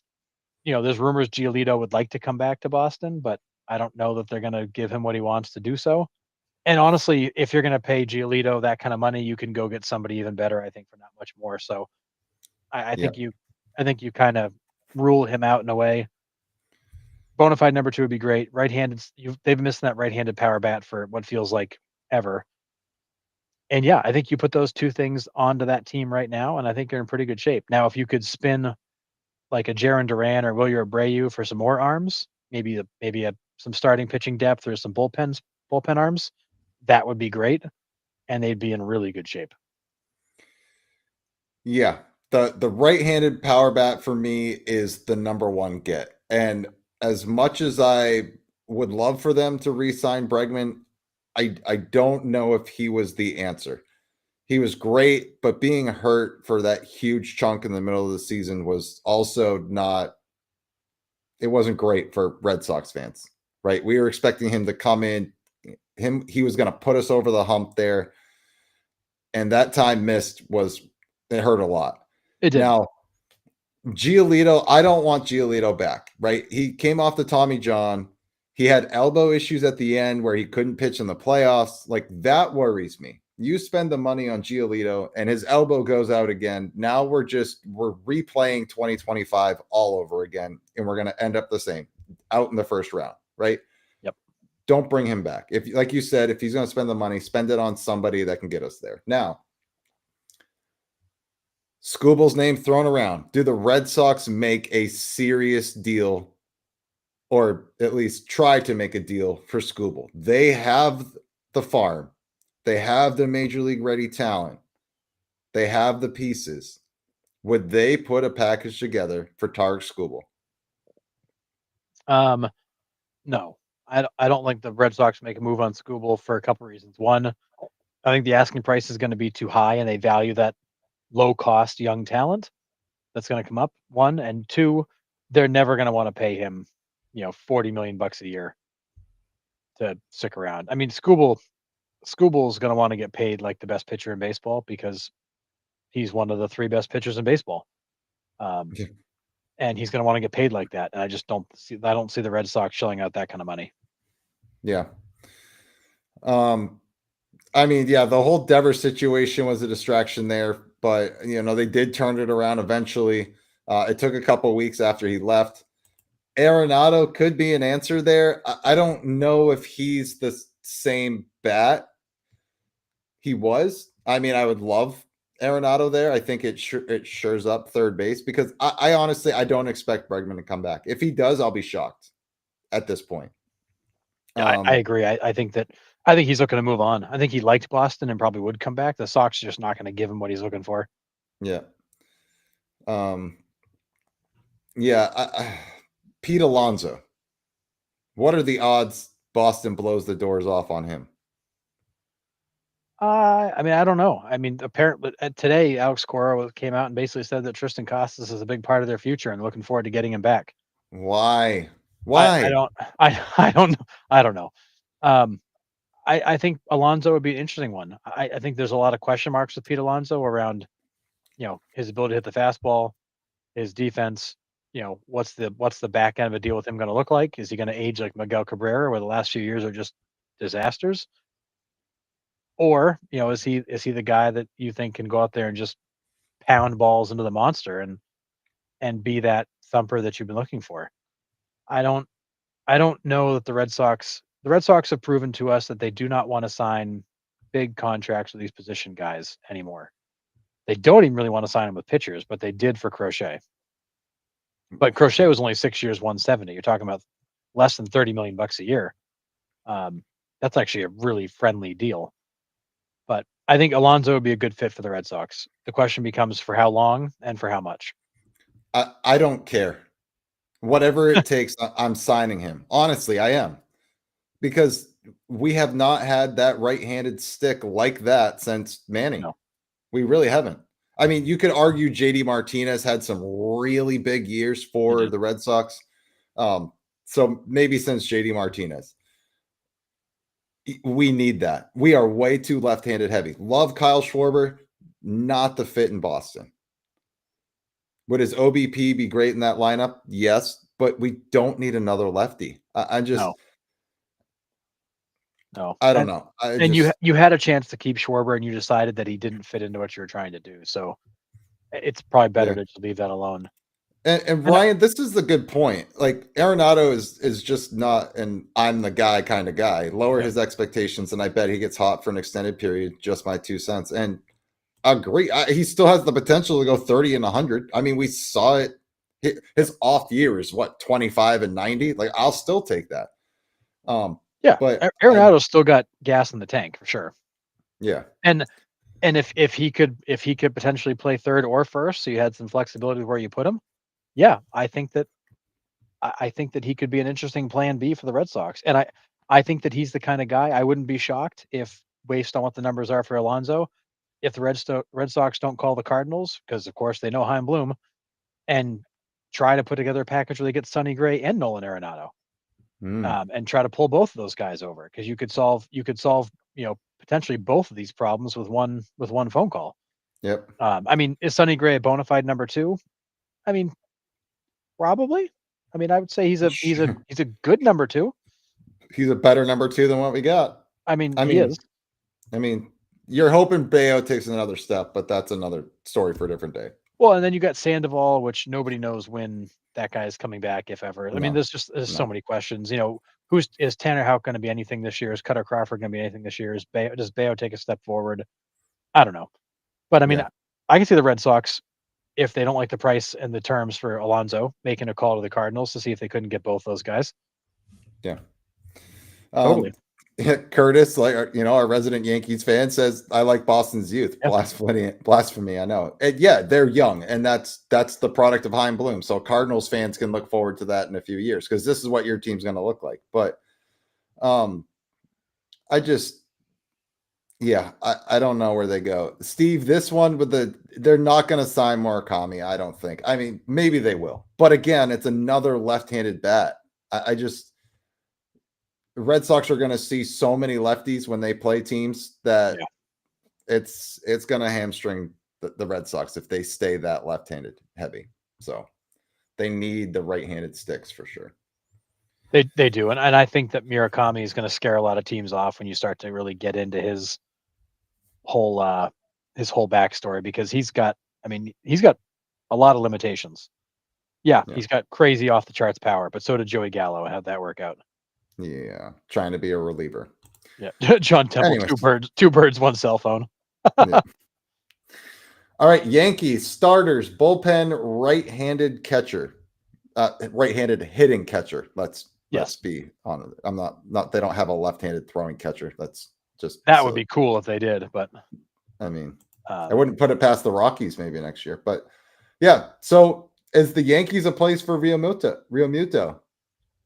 I mean, that would be a kind of like Goldschmidt this year and with the Yankees. That'd be a great place if JT is willing to take a 1-year deal, maybe more incentive laden and platoon or, be the second guy. I think the Yankees are very much committed to Austin Wells, and I feel like anybody they sign right-handed would be kind of the backup. And I'm not sure that Real Muto's ready to be a backup, but for the right deal with a platoon situation, maybe. Maybe they could even flex him over to get some DH bats. I mean, they could, probably find a way to get him in the lineup more often. But I totally agree. The catcher position's a weakness. I just don't know how married they are to Wells. The bullpen for sure. That bullpen was a nightmare this year. And the hard part with the starters is you're going to have no Cole, no Rodon, and no Schmidt for the first, kind of chunk of the season. After that, those guys all come back. So again, like kind of like the Diamondbacks, you need to fill these holes for, a month or two, and then all of a sudden all these guys come back. So it's a little challenging to go and, kind of build out. You sign a bunch of guys to build out a rotation when you really don't need them. I Yeah. do I do think that, you've got Luis Heel, you've got Schlittler, who I think is definitely part of your plans next year. I think Oh, for sure. those are two really good younger arms that can, I would say kind of maybe be your anchors to start. But you got to put together a rotation for the first 60 days of that season, and that's not going to be easy to do. No. So I have a couple second tier starters here with Littell and Zach Gallen. Mhm. Do they look to the Yankees? Maybe I think for the right deal, but if I'm Gallen and Littell, I'm sitting there going, okay, when do I get bumped? When do I get the Stroman treatment when somebody comes back off the IL? When am I getting pushed to the bullpen because Garrett Cole's back and now Rodon's back and now Schmidt's back, which who knows if he's even necessarily a starter for them. But I think it'd be a great place for some of these second tier guys. But if I'm them, I'm worried about how long I got that gig for. Yeah. Steve says Red Sox fan here. Yanks need to trade for Chris Bryant. Love it. They should trade for Rendon too. Yeah. Yeah. Just do everybody a favor. It's second and shortstop. So yeah, I mean Volpe. Yankees fans are calling for Volpe's head. I mean, Yeah. Not again. Kind of unfair for Volpe for any shortstop really to come up after Derek Jeter. I mean, it's really not fair. I know Jeter's been out for a while now, but yeah, the Yankees fans forever are going to be looking for the next Derek Jeter, and it's going to take a few generations for the next Derek Jeter to walk through the door. Yep. So, and I agree, Volpe's not the answer there. I just don't know if there's much answer out there except for Bo Bichette. Could Bo Bichette fill that hole? I mean, that's a big ask out of Bo Bichette. And does he sign with a division rival? I don't know. I mean, I picked Bo Bichette to the Yankees, because you picked him to the Blue Jays. I picked him to the Yankees as either a shortstop or second baseman. I think he could play either. I think Bo Bichette's best days at shortstop are over. He profiles more as a second baseman at this point in his career, but he could play both. I mean, and it's not like Rendon was stellar. I mean, not Rendon. I'm reading the comments. Not like Volpe was stellar. This is the guy who defensively took a big step back, offensively took a big step back after a great start. I don't know what the Yankees have the appetite to do with the kid. I think they really want Volpe to be the guy. He's got the backstory. He's the golden child. They want him to be that guy. I just don't know that he is that guy. And you mentioned Curtis second base. Is that a slight on Jazz, or do you think Jazz ends up playing a different position next year? Well, he might have to go back to the outfield if they can't re-sign Well, Bellinger. good point. Yeah, maybe you have to flex him out and then fill the second base hole because you got McMahon at third, who was, defensively great, offensively okay. I mean, Yeah, he doesn't give you a lot. He had some big hits for them, but he didn't have a lot of hits for them. I mean that Yankees team, again, back to the Grisham taking the qualifying offer, really limits your ability to make moves. And then the pitchers being hurt and coming back also limits your ability to make commitments to starters to come in because you're just going to bump them. So really, it's a weird spot. they're in a very Yeah. weird spot going into this offseason, and I don't know exactly what Cashman has up his sleeve, but he's not off to a good start. That's fair. Yeah, I mean, good point, Curtis. Didi was a great spot. He was a Yeah. great player for them after Jeter. Didi, I love watching Yeah. Didi Gregorius. It was a good one. All right. Tampa Bay Rays, catcher and utility infielder was all I read on. Now, the Rays are interesting to me. Yeah. Because they have some young guys coming up that are making impacts for that organization. But is it really enough for the Rays to be a contender? I don't know. But coming out of the GM meetings, this is what they said that they were looking for. And I don't know if this makes your team much better. No, I mean, and that was a team that, they let Fairbanks go. They've the Rays are in an interesting spot because as they were kind of running along in contention for a lot of last year, then they made some moves and traded some guys out and then kind of fell out. They've got some great young pieces again, as they always seem to, but they're still missing. There's still a couple of pretty glaring holes there. I think the Rays are in a similar spot where they don't want to sign a bunch of free agents and block younger players from coming up. I think they're in that spot where they'd rather leave things open. Kind of like the Marlins. I don't want to sign guys, which prevents my young guys from coming up because A, they're cheap, and B, I need them to develop. I don't think you want to block that path. So I don't know if the Rays really end up doing a lot or if they try to solve from within. Yeah. I mean, you got Brandon Lau's coming off the books there too. So I mean, he's an interesting piece that a team could pick up with some pretty good pop. Yeah. Yeah, Rays always surprise us. Yeah. Don't change a thing till you get a new stadium or move to another city. Agree. And then Kaplan says, according to their normal win arc, they're on the way up. And they could be. I mean, Kent Minero's a beast at third base. He's one of the best. I love him. So yep. I mean, you still got Aranda, you still got Diaz, like you still got good pieces in place. Yeah. The pitching's a bit of a question mark because again, it comes down to health. The bullpen, I'm not sure what they're gonna have for a bullpen, with seeing Fairbanks leave, but I don't think it's the team that's gonna make a lot of moves. I think they're gonna try to solve from within and then maybe go pick off the scrap heap as we get later in the offseason. Yeah, I agree. And Curtis, I agree. They'll probably still fight for one of the last playoff spots. They are obnoxiously always in it. Yeah. All right. Orioles, number one starter, back end relief, outfielder, infielder, coach, bat boy, and hot dog vendor. Yep. Parking attendant too. You forgot that one. Oh, yeah, my bad. So Orioles need some help. Now listen. They do. We were sitting here a couple of years ago being like, this team is going to be a juggernaut in a couple of years. These young kids are coming up. They're playing well. And then something happened last year. I don't know if it was just the back-to-back years of first-round exits for them that was just like, well, maybe we aren't ready. And then confidence just completely left the city of Baltimore. I really don't know what happened there. Not signing Corbin Burns to an extension also was weird. Not trying to keep him there. It's hard for me to predict where this team goes and needs to go because Ryan, you just hit what I just tried to say very poorly, right on the head. Very strange fall off, right? You didn't expect this at all. This team was on a rapid rise, and then all of a sudden, they're back in the basement. Like what the heck happened? Yeah, and I think it's a combination of things. You lost Corbin Burns. You tried to backfill him with guys that weren't nearly as good. You had a bunch of other guys that couldn't get on the field. You had some of these younger guys regress. Gunnar Henderson wasn't the same guy. Adley's numbers have steadily declined. You've had a lot of these young guys that seem to be on the rise that have fallen backwards a little bit. On top of the fact your pitching got wiped out, and now here you are trading Grayson Rodriguez because you're throwing your hands up that you're done.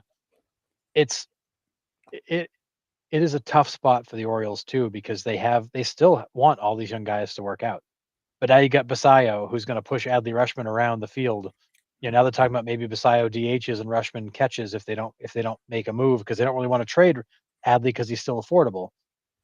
and they need to go out and get pitching. So they'd like to, reserve that capital to go get a pitcher. You picked up Taylor Ward, which I think helps your outfield situation. Mm-hmm. But on the other hand, you're relying on other outfielders right now that are all injury prone. So it's a weird spot. And then you need guys like Gunnar Henderson to bounce back. Yeah. You need Holiday to continue to develop. You cannot afford to have any of these guys not rebound. Yeah. Agree. I have lost confidence in the Orioles. I Same, don't know where they go from here. same. Does Tommy Pham play for his 25th MLB team next year for the Orioles? Maybe. I mean, you got Tyler O'Neill right now slated to be an outfielder for you. I mean, Yeah. he's good for what, like 75 games a year. Mm-hmm. You're going to need somebody to play the other half of the other half of the season. So why not Tommy Pham? Have we placed that bet, that opening day home run for Tyler O'Neill yet? Yeah, and then he's on the IL before the first week is over. Yeah, but we still got to place that bet though, for sure. Yeah, for sure. But yeah, I mean, it's the Orioles need these young kids to rebound, and otherwise, everything in their plan just dissolves. Yep, agree. All right, Toronto Blue Jays. This is all I got for them. Kyle Tucker, Bo Bichette. Closer. You sign and closer. Yep, agree. You get those three. Blue Jays are back in the World Series, and I don't even think there's any contention. I totally agree. I mean, I think that core is really strong. Vladdy is a monster. They've got good starting pitching. They got more young guys coming. It'd be good to have a more dominant guy at the back end of that bullpen. The whole bullpen is good. I'd love to see them bring Chris Bassett back. I don't know if they will or not, but you got Bieber, who, knock on wood, will be healthy. Yeah, I mean, I think you bring Bo back, you throw Kyle Tucker out there. I mean, holy cow, that's a scary lineup. And if Santander bounces back with any type of production, Yeah, that was a lost season for him. That could be a scary good lineup. And John, I'm with you. I picked Edwin Diaz in the free agent show to go here. If I'm Edwin Diaz, I want to get the hell out of New York. I don't mind going north of the border to try to chase a ring and play with that core of players. They would be my World Series pick, I think. If Tucker, Bichette, and Edwin Diaz sign here, yeah, I'm riding that Blue Jays bandwagon all the way to the World Series for sure. Yeah. And I don't think anybody really had Tucker to Toronto on the radar until all of a sudden the Blue Jays came out and said they're very interested. And I think we all kind of went, "Oh wow, you guys are going for it. Like, you're not messing around." Yeah, well, I mean, it makes sense, right? That none of us were thinking about Toronto because of the monstrous contract they gave Santander. Yep. So we're like, oh, they're not going to be in the market for it. And then all of a sudden his name pops up and we're like, oh, okay. Yeah. And Steve, they need to go get a Will Smith. Yeah, for sure. Yeah. Will Smith gets it done for sure. Yeah. Got to have a Will Smith. Everybody needs a Will Smith. Yeah, and I'm with you here, Forrest. I didn't understand the flood of commentary immediately after the World Series saying, enjoy it, Blue Jay fans. You won't be back here for a very long time. I don't either, because you look at how that team played, and they were kind of like the Brewers, right? A lot of contact, high average, played solid defense. I mean, played great defense in the playoffs. I mean, incredible. I didn't understand that either. You add Kyle Tucker, you bring Bo Bichette back, and they even produce half of what they're capable of. The Blue Jays are back, and it's not even close for me. Agreed. I think that you can stamp them as the AL favorite. Yeah. The Jays are the team the Orioles were supposed to be by now. 1,000% agree with that comment. Yep. Nailed it. Point. Yep. All right. And the Orioles probably were supposed to be even better. That's the scary part. Yeah, fair. White Sox. I don't know. MLB veteran to help with a young talent. There was literally nothing coming out of the GM meetings on them. So this is all me here. The White Sox do have some young guys on that team that are going to be good to great Major League Baseball players. I think Luis Robert kind of straps them, but nobody wants him. but you have Chase Meadroth, you got Kyle Teal, you got some young guys, Shane Smith on the mound. You have some guys with some promising futures. I think they need an MLB veteran in there that knows what they're doing, knows how to win, and knows what that clubhouse is supposed to look like. I think it would help that White Sox team quite a bit. Other than that, I don't really know. The White Sox are kind of the Rockies of the AL, if you will. Yeah, and the White Sox have very quietly made a couple of trades in the last few days to bring in some young talent and find some guys that may be a little bit more established at certain positions. But in reality, this is a team that's years away from competing. They're going to let these young players develop as they should. You know, they've got a lot of young talent coming up. They took quite the haul from the Red Sox. Yep. They're going to give this team time. You know, Yep. they're going to add a few pieces here and there. Like I said, they made a couple of trades, and they're going to see what they got.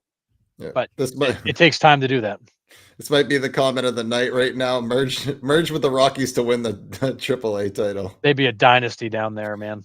Oh man, and crazy. They need a miracle, angels, Jesus Christ, and all the baseball gods on their side. Yeah, 1,000%. Complete overhaul, dope uniform still. Agree. Agreed. Yep. Yeah, I just, yeah, I got nothing else on them. They're not looking to compete. No. All right, Detroit Tigers. Scooble extension is the only thing they should be focused on this offseason. I'm sorry. If they want to go get Bregman, cool. That's nice. Shouldn't even be on their radar until they get Tarek Scooble done, in my eyes. Consistent offense. I think their offense is interesting to me because they have a lot of guys that can play all over the field, which is great, but not everybody performs at the same time. Like, I mean, it's working for them, so I don't know how much they want to change that. But bringing Torres back is a huge piece already. But for me, it's Scooble, and it's really nothing else that they should be focused on. I mean, without Scooble, none of this is really going to matter. Right. You know, if you go and trade him off, it completely changes your outlook for 2026. If you start the season with him and plan to trade him at the deadline, it makes the kind of starting the season with any kind of hope pointless. It's, to your point, it's decision on Scooble dictates how the rest of this goes. Yeah.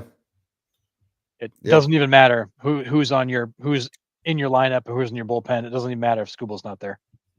No. If I'm the front office right now, I am going into the office every day and focus solely on this guy.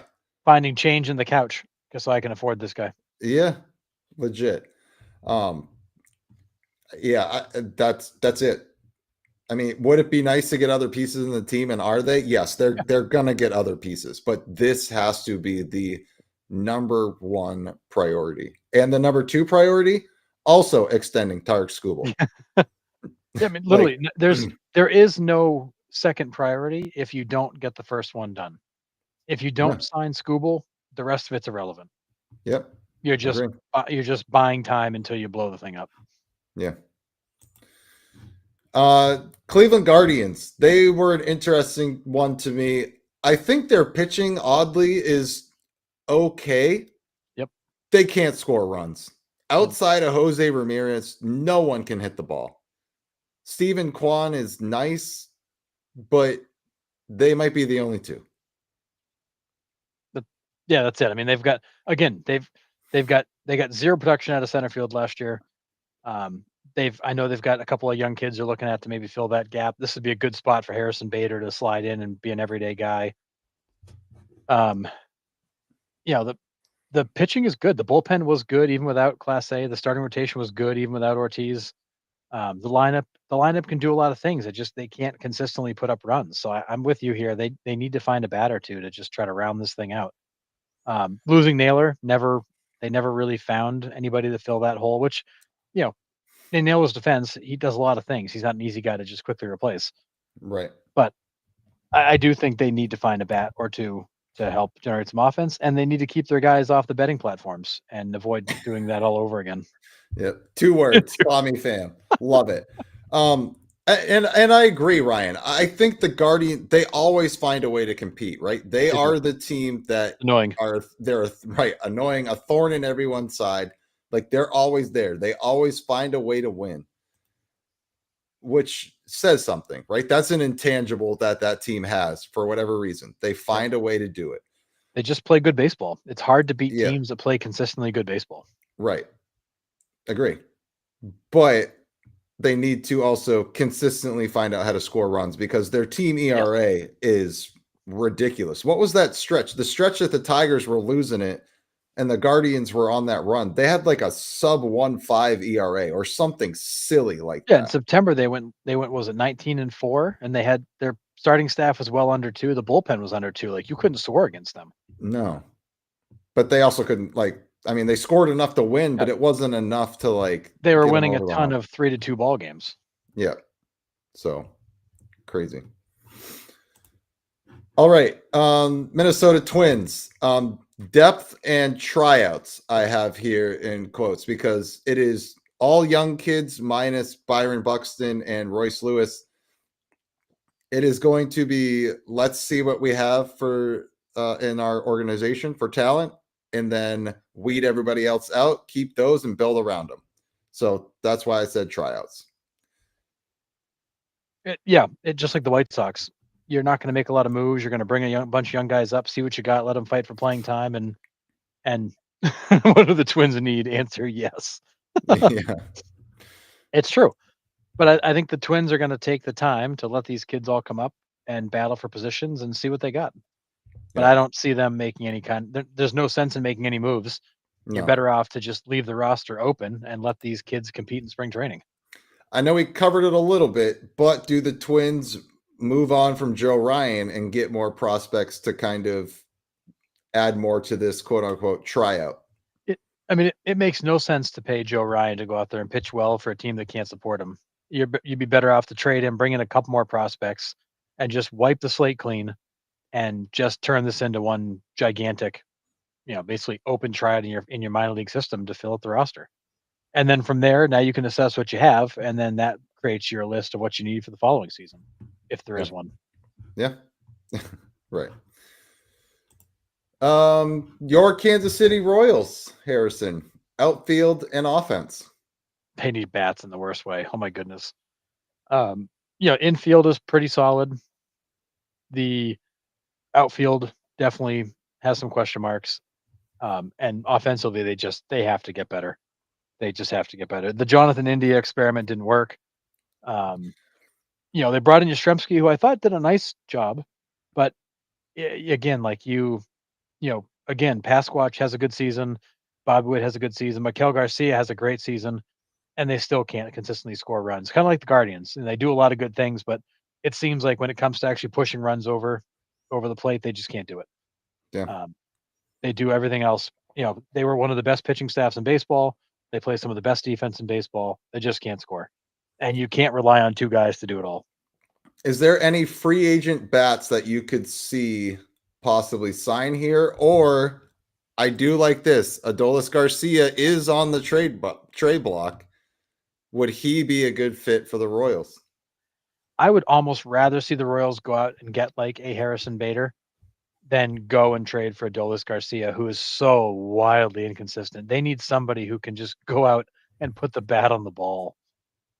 I would love to see this. I would love to see Kansas City make a trade for a guy like a Duran. Get a guy who's a little bit more dynamic, who can do a lot more things for you, but also bring some, gap power, home run power, speed, because that offense is boring. They don't. They just. It's a lot of station to station baseball. They Yeah. don't outside of Bobby Witt. It's not a lot of speed. Yep. Not a ton of contact. Yeah. Bader. Sorry, didn't mean to yell. Love that dude. Um, Yeah, he'd be a good fit. Tommy Pham, sorry, he's already been in Kansas City. He won't return. Yeah, He's he's gonna he's go got to a other new teams team. he's got to get to first. Yeah. Polanco's an interesting one. I would like Polanco. I don't know exactly where he plays, but I don't care. You'll figure it out. Yep, Um, for sure. I think that India's a guy that you could try to move on from, and that would open up an infield spot. Although India played in the outfield too, like he was kind of all over the place. Well, they didn't have a left fielder, so they tried to Well, plug that hole somehow. yeah, they tried to put anybody they could out there, and it didn't work. But Yeah, it was brutal. yeah, I just think it's bats. They need bats, Yep. and ideally in the outfield because the infield's pretty well set. But you'll take them wherever you can get them. Yep. All right. Seattle Mariners. I said they need a third baseman. That's it. No, starting pitching. They need starting pitching. They That's don't have true. any of it. They are pretty weak there. Yeah, sad. It's a sad rotation. But yeah, I think literally with the re-signing of Naylor, third base is the only thing left for them to do. Yeah. And I would like to see them bring Polanco back. I think having a guy like him in that lineup and on that bench is a big deal. Murakami to Seattle? Sleeper? No, God, no. They would be crazy to do that. If you want to do that, just go pay Gino less money and let him strike out 200 times and hit 40 bombs. Alex Bregman? I don't think they're going to make that. They're going to spend that kind of money. Again, if you're looking for a third baseman that has a name, I would just bring back Gino. Okay. That was the name I was going to ask you next, but all right. I think of those options you're not going to want to make a 4 or 5 year commitment to Alex Bregman if you're the Mariners. You're not going to want to take a flyer on Murakami because you can't afford to miss with that lineup. You know who Gino is. It kind of better the devil you know than the devil you don't. If they got Edwin Diaz back, Wow. the back end of that bullpen would be filthy. That would be nuts. Oh my God, dude. The game's over in the 5th. Yeah, that would be like the ultimate like 6-inning game because that bullpen would be disgusting. How long was Edwin Diaz there? He was, I want to say 3 or 4 years. John Temple would definitely know, or Captain would know 3 that. years. 3? Yeah, he had his 57 save season there. Yeah. 3 years. I can't. Well, you put Munoz and Diaz back to back, 8th, 9th. You got Brash 7th. You got the other Vargas. Yeah, no, I don't want to think about that. It's making me ill a little bit. Yeah, it'd be crazy. But yeah, I think so. I think to answer your question, could the Mariners go after a guy like Murakami or Bregman? Yeah, I just don't think that'd be smart for them. I think you're just better off to go get Gino or find another option through trade or something. Yeah, it'd be crazy. 2016-18 with Diaz with the M's. Yep. So nice. All right. Angels, third base, second base, starting pitching, back end relief. Well, starting pitching is solved. They got Grayson Rodriguez, so they're all set there. Yeah. So we'll scratch that off. No, I mean, I think they're still gonna be in the market for starting pitcher relief for sure. Yeah, I think all those are fair. And I do, the Angels are saying all the right things that they're going to spend, they're going to be in the market, they're going to look for trade options. And I do think the Angels want to compete. I just think they got a long way to go. Yep. Would a guy like Willie Castro fit there? I think Willie Castro would be a great addition to a lot of these teams. There's a lot of things that Willie Castro can do. Yeah. I think he'd be a great option. I also think that I think Kurt Suzuki is going to be an interesting attraction in Anaheim because that might be a spot where, maybe some of these Japanese players coming over would want to play because Kurt Suzuki's the manager. Yeah, fair. Angels, they need Jesus. Yeah. Trout is good for 50 games. I know we talk about him a lot and it's painful. Yeah, it's hard to bring up for sure, but yeah. All right, Houston Astros starting rotation depth with the loss of Framber Valdez. He's most likely not going to re-sign from all reports I've seen. Astros aren't even looking at that. Espada was on. I can't even remember what podcast he was on the other day, but he was talking about the situation where he drilled his catcher in the chest and they said, oh, they're just brothers that were, having a tiff, which happens throughout the year, like, because we're with each other all the time. And I'm like, dude, that's not a tiff. That's an ego trip right there. Big time. Like, that's not a tiff. Like, you don't do that mid-game. You don't show up your catcher like that. So they're going to need help there in that rotation. Where do they go?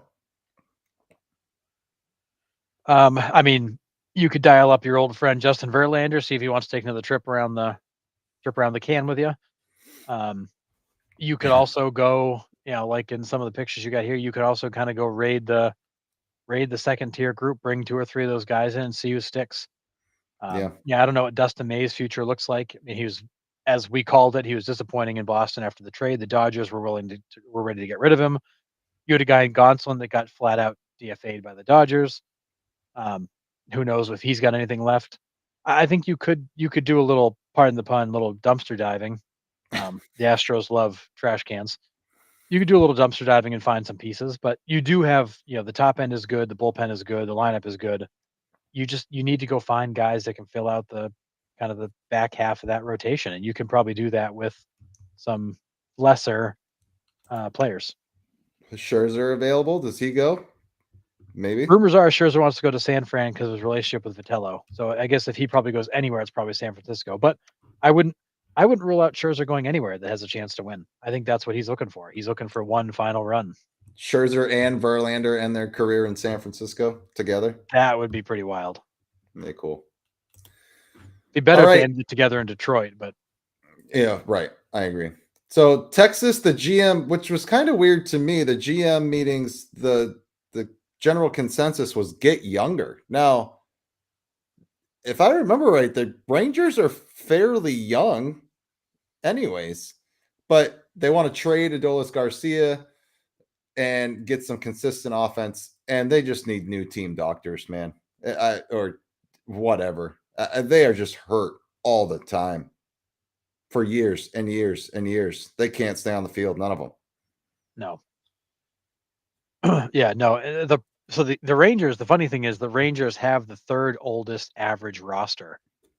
I never would have guessed that. I wouldn't have guessed that either because they got such a span of highs and lows. But you think about it, like you got, Corbin's in his late 30s, DeGrom's in his late 30s, Evaldi's in his mid 30s, coming up on his late 30s. Like you keep looking at that list and you're like, oh wow, like this is not a young group. Then you got, Langford, who I can't even buy a beer yet. I don't think he looks so young. Yeah. Um, yeah, I think the Rangers, average age is 30, so it's not like you're running a geriatric ward over there, but you do have, you're relying on guys like DeGrom at 37 years old to play a really big role. They would benefit from moving on from these guys. Adolis Garcia, I mean, I don't know what kind of market is from him. They're also trying to move on from Jonah Heim. They've mentioned the fact that Seager's available in a trade. They would move on from Seager. It to me, it almost feels like they want to get into a rebuild mode without saying it. They're just kind of like dangle things out to see what sticks. But when you're putting all those guys out there as available, which were all key guys for your World Series run, it tells me that you're getting ready to, start over. 1,000%. As soon as you dangle, the guy that signed the biggest contract in history at the time, Corey Seager, you're dangling him out. It's time for a rebuild. Yeah. When you're saying we need to get younger, we're looking to trade Adolis, we're looking to trade Corey, you're screaming rebuild for sure. Yeah, and I don't know who's going to be excited to go get Adolis Garcia. I mean, the guy's got, again, massive power, but he's going to hit 220 and strike out a ton and drive you insane.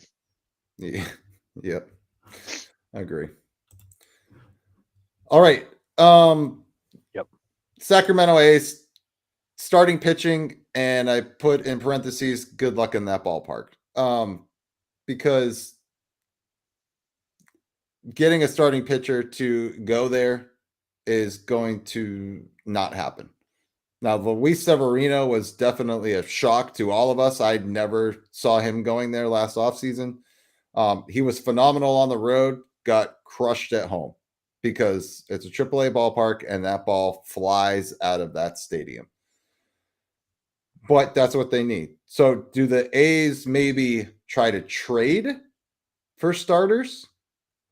And because you're not going to get a free agent to sign, I wouldn't think. I mean, you might. I mean, when if you're willing to be patient and wait to kind of see the guys that are left in January, February, you might be able to snatch one of those second tier guys that doesn't have a job yet.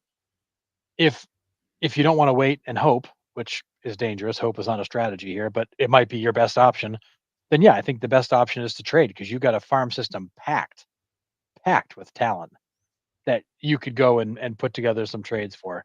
The problem is, are the A's going to want to bring in, more veteran pitchers that are going to cost more money? I just don't know that they're prepared for that yet. Yeah. I mean, you just trade the Padres farm system that you got for Mason Miller. Flip that for a pitcher. Yep. I mean, although that kid is a stud. His name is escaping me right now, but DeVries, yes, thank you. he's a monster. He's going to be up with the A's at some point this year. And He's going to push. He'll push. He'll push Jacob Wilson right off the shortstop position. Let's find a home for him. DeVries is a monster. Yeah, so we're going to see him soon, I'm sure. Yeah, I think the only way they'll get pitching is either from the minors or they're going to have to get it in a trade where the guy doesn't have a choice to go. Yep. And this might be, honestly, this wouldn't be a bad look. If I'm the A's, I'm calling. No, why not? For sure. I would. 1,000%. He's not, that contract's pretty affordable. And, I'm sure nobody's excited to go pitch in Sacramento, but he might actually translate well there. Yeah. You cannot be looking for fly ball pitchers. You got, just like the Rockies, you got to find ground ball pitchers, guys that are more likely to get ground ball outs, because fly balls in Sacramento have a way of disappearing. Well, look at Mason Miller there. He didn't have a great first half. He didn't. Because all they did was square him up and the ball would, sailed 450 feet. It felt like every night he was giving up a home run, and they weren't cheapies. No. So that ballpark definitely plays very, very small for sure. I would love to see the A's pick up an arm or two, because that would be a team that would be extremely dangerous. Yeah. And I would be tuning in. I mean, I tuned into a lot of A's games last year, but I would be tuning into a lot more because must see TV, baby. And that West, we said it all last year, was wide open. Yep. Going in, we're like, we don't know what to expect out of the AL West, and it could be that again. So we'll see. I mean, Sonny Gray back to the A's, maybe. I'm not ruling anything out. I think the A's are gonna try to do something because they're looking at this young core and being like, if these kids all take a step forward, which all indications look like these kids are pros, right? I mean, great hitters. Now, sophomore seasons, we'll see how the book looks when they come out, but I think they are going to be a destination for some people or for some players in the next few years here, for sure. Yep. So we will see. All right. Well, we just ran down all 30 teams and their shopping list. We will end with some team spotlight trivia. And as promised, I did the Red Sox last week. I will do the evil empire, whatever. Words are hard. Yuck. Week. So Yuck is all I have to say. Yeah, I know, Harrison. So here we go. Team spotlight trivia. The New York Yankees. Here is the first one. Who is missing from this top 4 list of most career singles, not hits, singles in New York Yankees team history? Derek Jeter, 2,595. Bernie Williams, 1,545. Lou Gehrig, 1,531. And this guy, 1,469. Pretty sure that silhouette is a hard one to mistake. You can just say it. We already got it in the chat. Yeah. Oh, okay.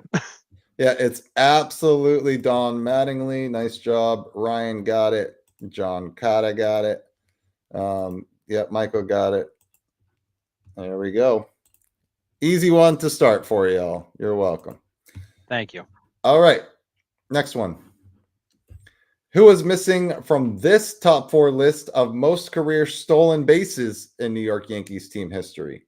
Derek Jeter, 358.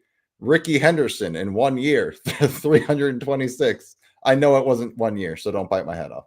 This guy at 274. and Willie Randolph at 251.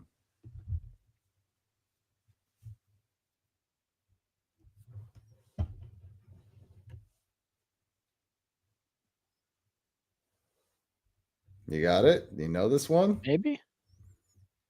Willie Randolph's a good guess. Not Willie Randolph. Yes, Harrison, you are correct. It is Brett Gardner. Nice job, John Carter. Brett Gardner is the correct answer. Nice. All right. Which two Yankees each homered back to back in their first MLB at bats?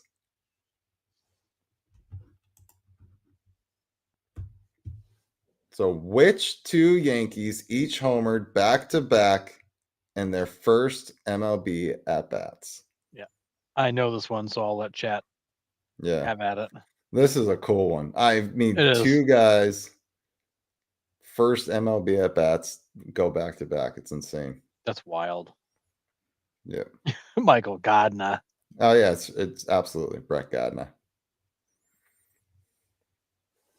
Well, there were some other good guesses back there. Mickey Rivers, that was a good one. Oh, yeah. So, John, you got one. It is Aaron Judge. It is not Sanchez. Sanchez is a good guess. Judge is one.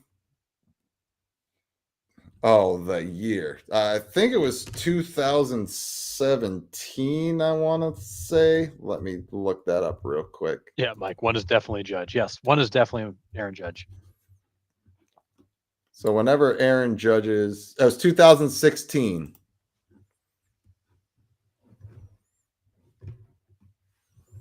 So this guy is no longer in the league anymore, but I think you would know his name for sure.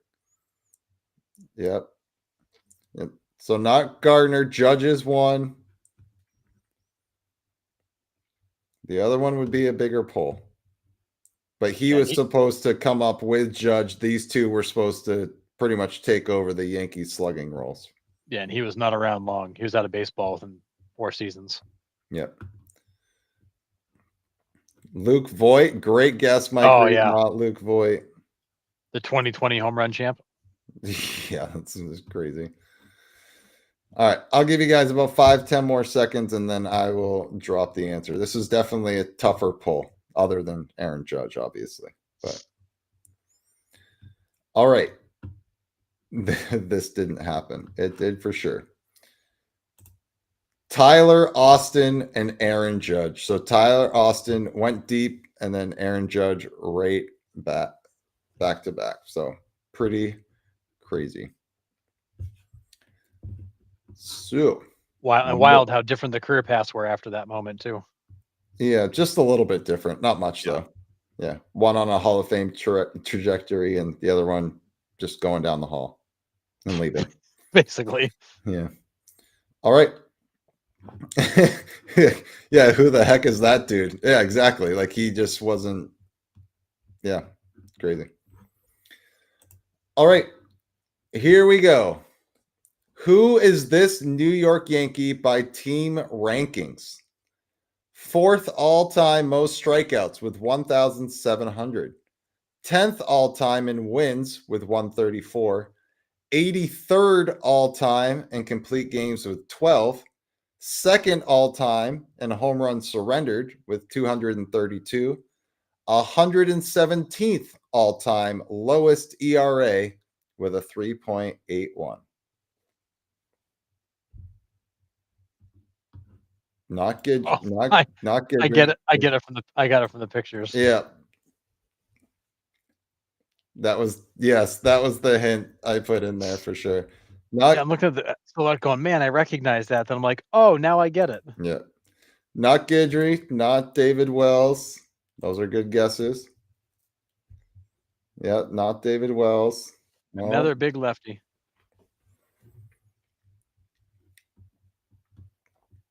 Not Pettit.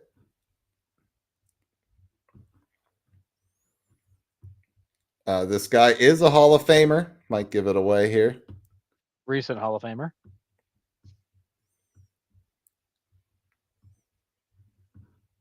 And if you need a clue, look at the bottom pictures. It is CC, and then it's Black Sabbath, so it's CC Sabathia. That was the hint I kind of gave you at the bottom. So I kind of mixed the picture clues with the all-time rankings. But yeah, CC, there you go. You guys got it. Nice. CC Sabathia. That question was like a little variety pack. Yeah, you like that one? That was nice. I like that. Yeah. So I might do some more of those. That was actually kind of fun to put together. So, all right. This one might be the biggest pull, but when you hear the name, you're going to be like, oh, yeah. But here we go. Who is missing from this top 4 list of pitchers with the highest winning percentage in Yankees history for now? Max Fried, 792. Don Goulet, you guys are all going to get on me for that one, but 750. Andrew Miller, 750. And then this guy.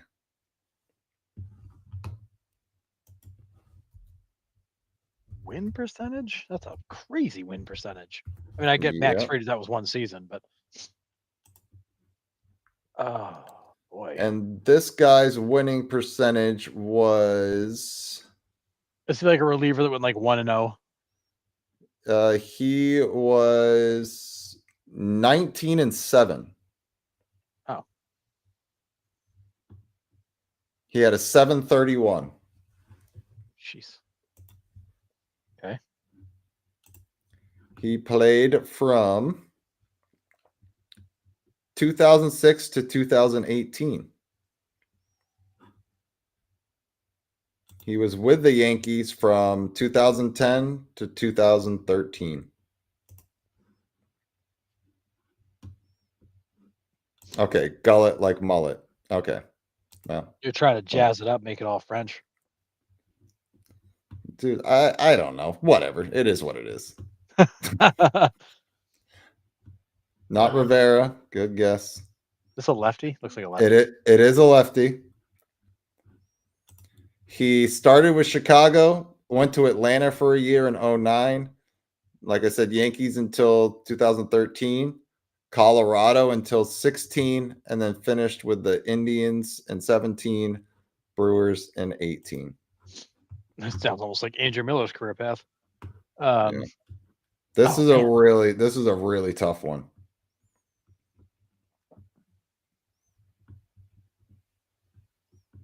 I don't think I've got this one. No, not Jeff Nelson. No, he was a righty. So this is Boone Logan. Huh. I do remember Boone Logan. Yeah, for sure. Yeah, Nick can barely speak English. It's facts. I don't pretend that I can speak well. That's true. Yeah, Boone Logan. I knew that was going to be a tough one for sure. Wow. Yeah, that's a tough one. Yeah. All right, I got 2 more and then we're done. Mariano Rivera made the most appearances as a pitcher with 1,115. Who has the second most pitching appearances in team history?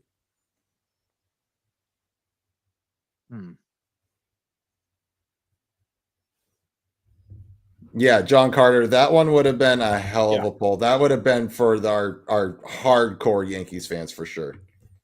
Yeah, that's going into the depths. Yeah.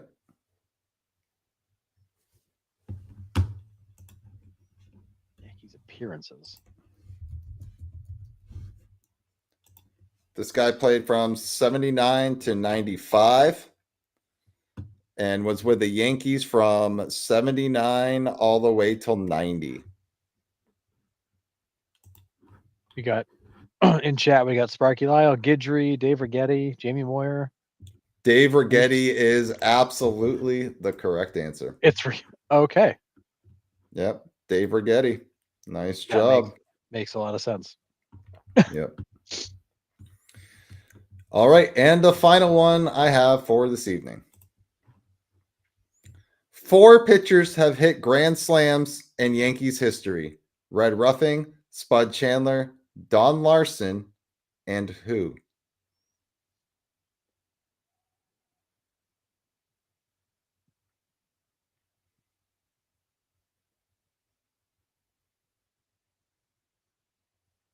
Almost looks like David Cohn. It's not David Cohn. It's not Huff.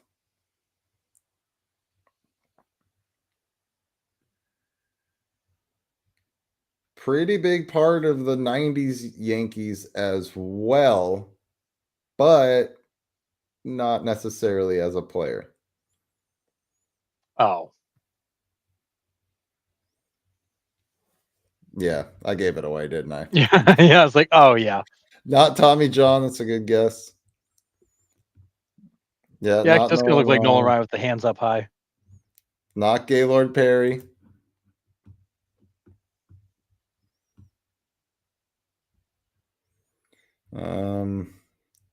I mean, next clue would give it. It is Stottlemyre. Yes, nice job. I'll take the autocorrect. Mel Stottlemyre is correct. Nice job, Mike Reed.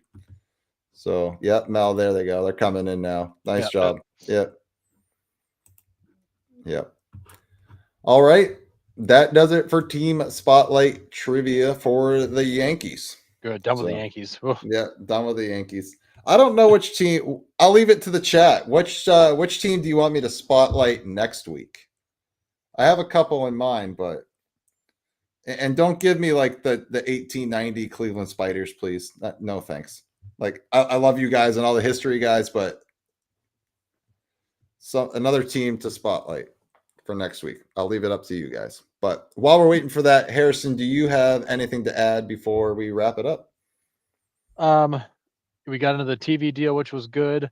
Another thing on the radar is obviously with this whole Class A and Ortiz thing, the Senate actually has reached out and asked for information, which Rob Manfred said today they're going to fully comply with the Senate's request to share what they have and let them see what went on. So I think at some point we're going to see a lot more information come out about Class A and Ortiz and what's actually behind all this. Because my guess is it's probably bigger. Like we said, I think it's probably bigger than just those guys, which is I think why you've got the Senate that wants to actually review and have a say in what's going on here, because there's likely more to it. Yeah. I mean, as these bigger scandals usually will have. So that doesn't surprise me. Yeah. I mean, it makes total sense. Yeah. We got a lot of votes coming in. Holy cow. Yeah, love it. So we got stay in the East. We got Seattle Pilots. Good one. Braves, couple of votes for the Braves. Rockies or Twins. Mets, St. Louis or Atlanta, or the Reds. Reds have a lot of history. That would be a good one. Yeah. Harrison feels dirty after that. Yeah, Ryan, for the trivia, I didn't want to do like the typical ones, right? That everyone would know off the top of their heads and be like crazy easy. So I did have a lot of deep pulls in there, but we'll see how they do. Usually the easy ones, but it's like the Yankees and the Red Sox. Like you go into the records and it's just like the same few names over and over and over again. It's like it's not hard to guess. It's just the same few guys. Right. Yeah. So oh, there it is. The 1884 Philadelphia Keystones. I didn't even know that was a team. So yeah. Perfect. Get right on that. Yeah, Curtis. I mean, I don't even know what to say about the betting stuff anymore. I mean, he had to have been in deep with somebody to do this because it was for peanuts, really.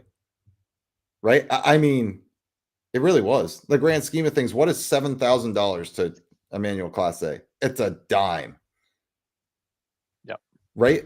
So for me, there had to have been something bigger going on. And maybe that's why the Senate wants a piece of this, because they're like, well, why would this multi-millionaire like fool around with $7K?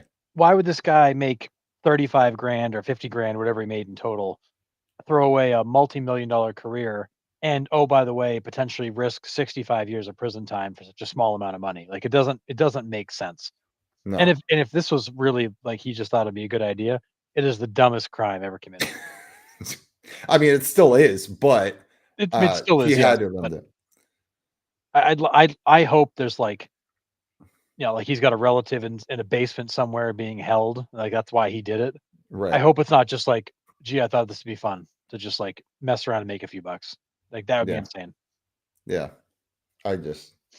Well, that's true. That is the money they can track. That is There's true. more. That's That's absolutely fact. Yeah, and until you get deep into this, who knows how far it goes and how much there really is. I mean, maybe he made more, in which case that would at least make some sense. But this is bananas.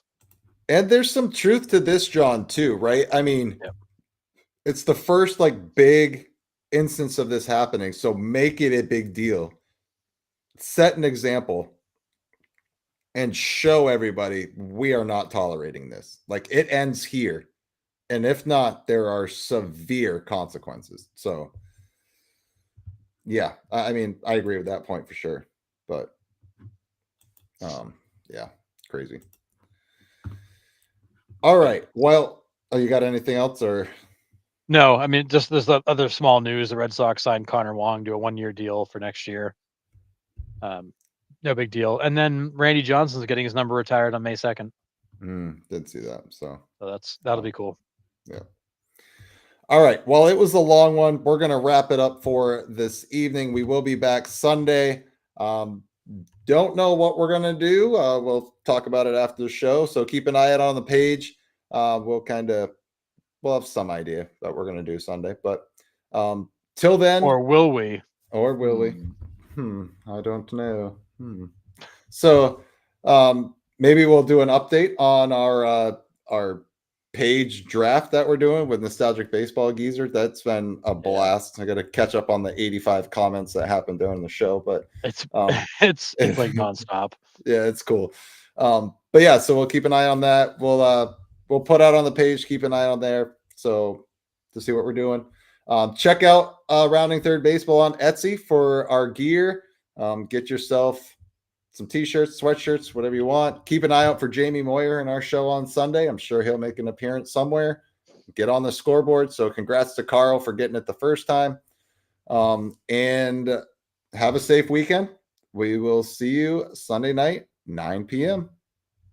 See ya.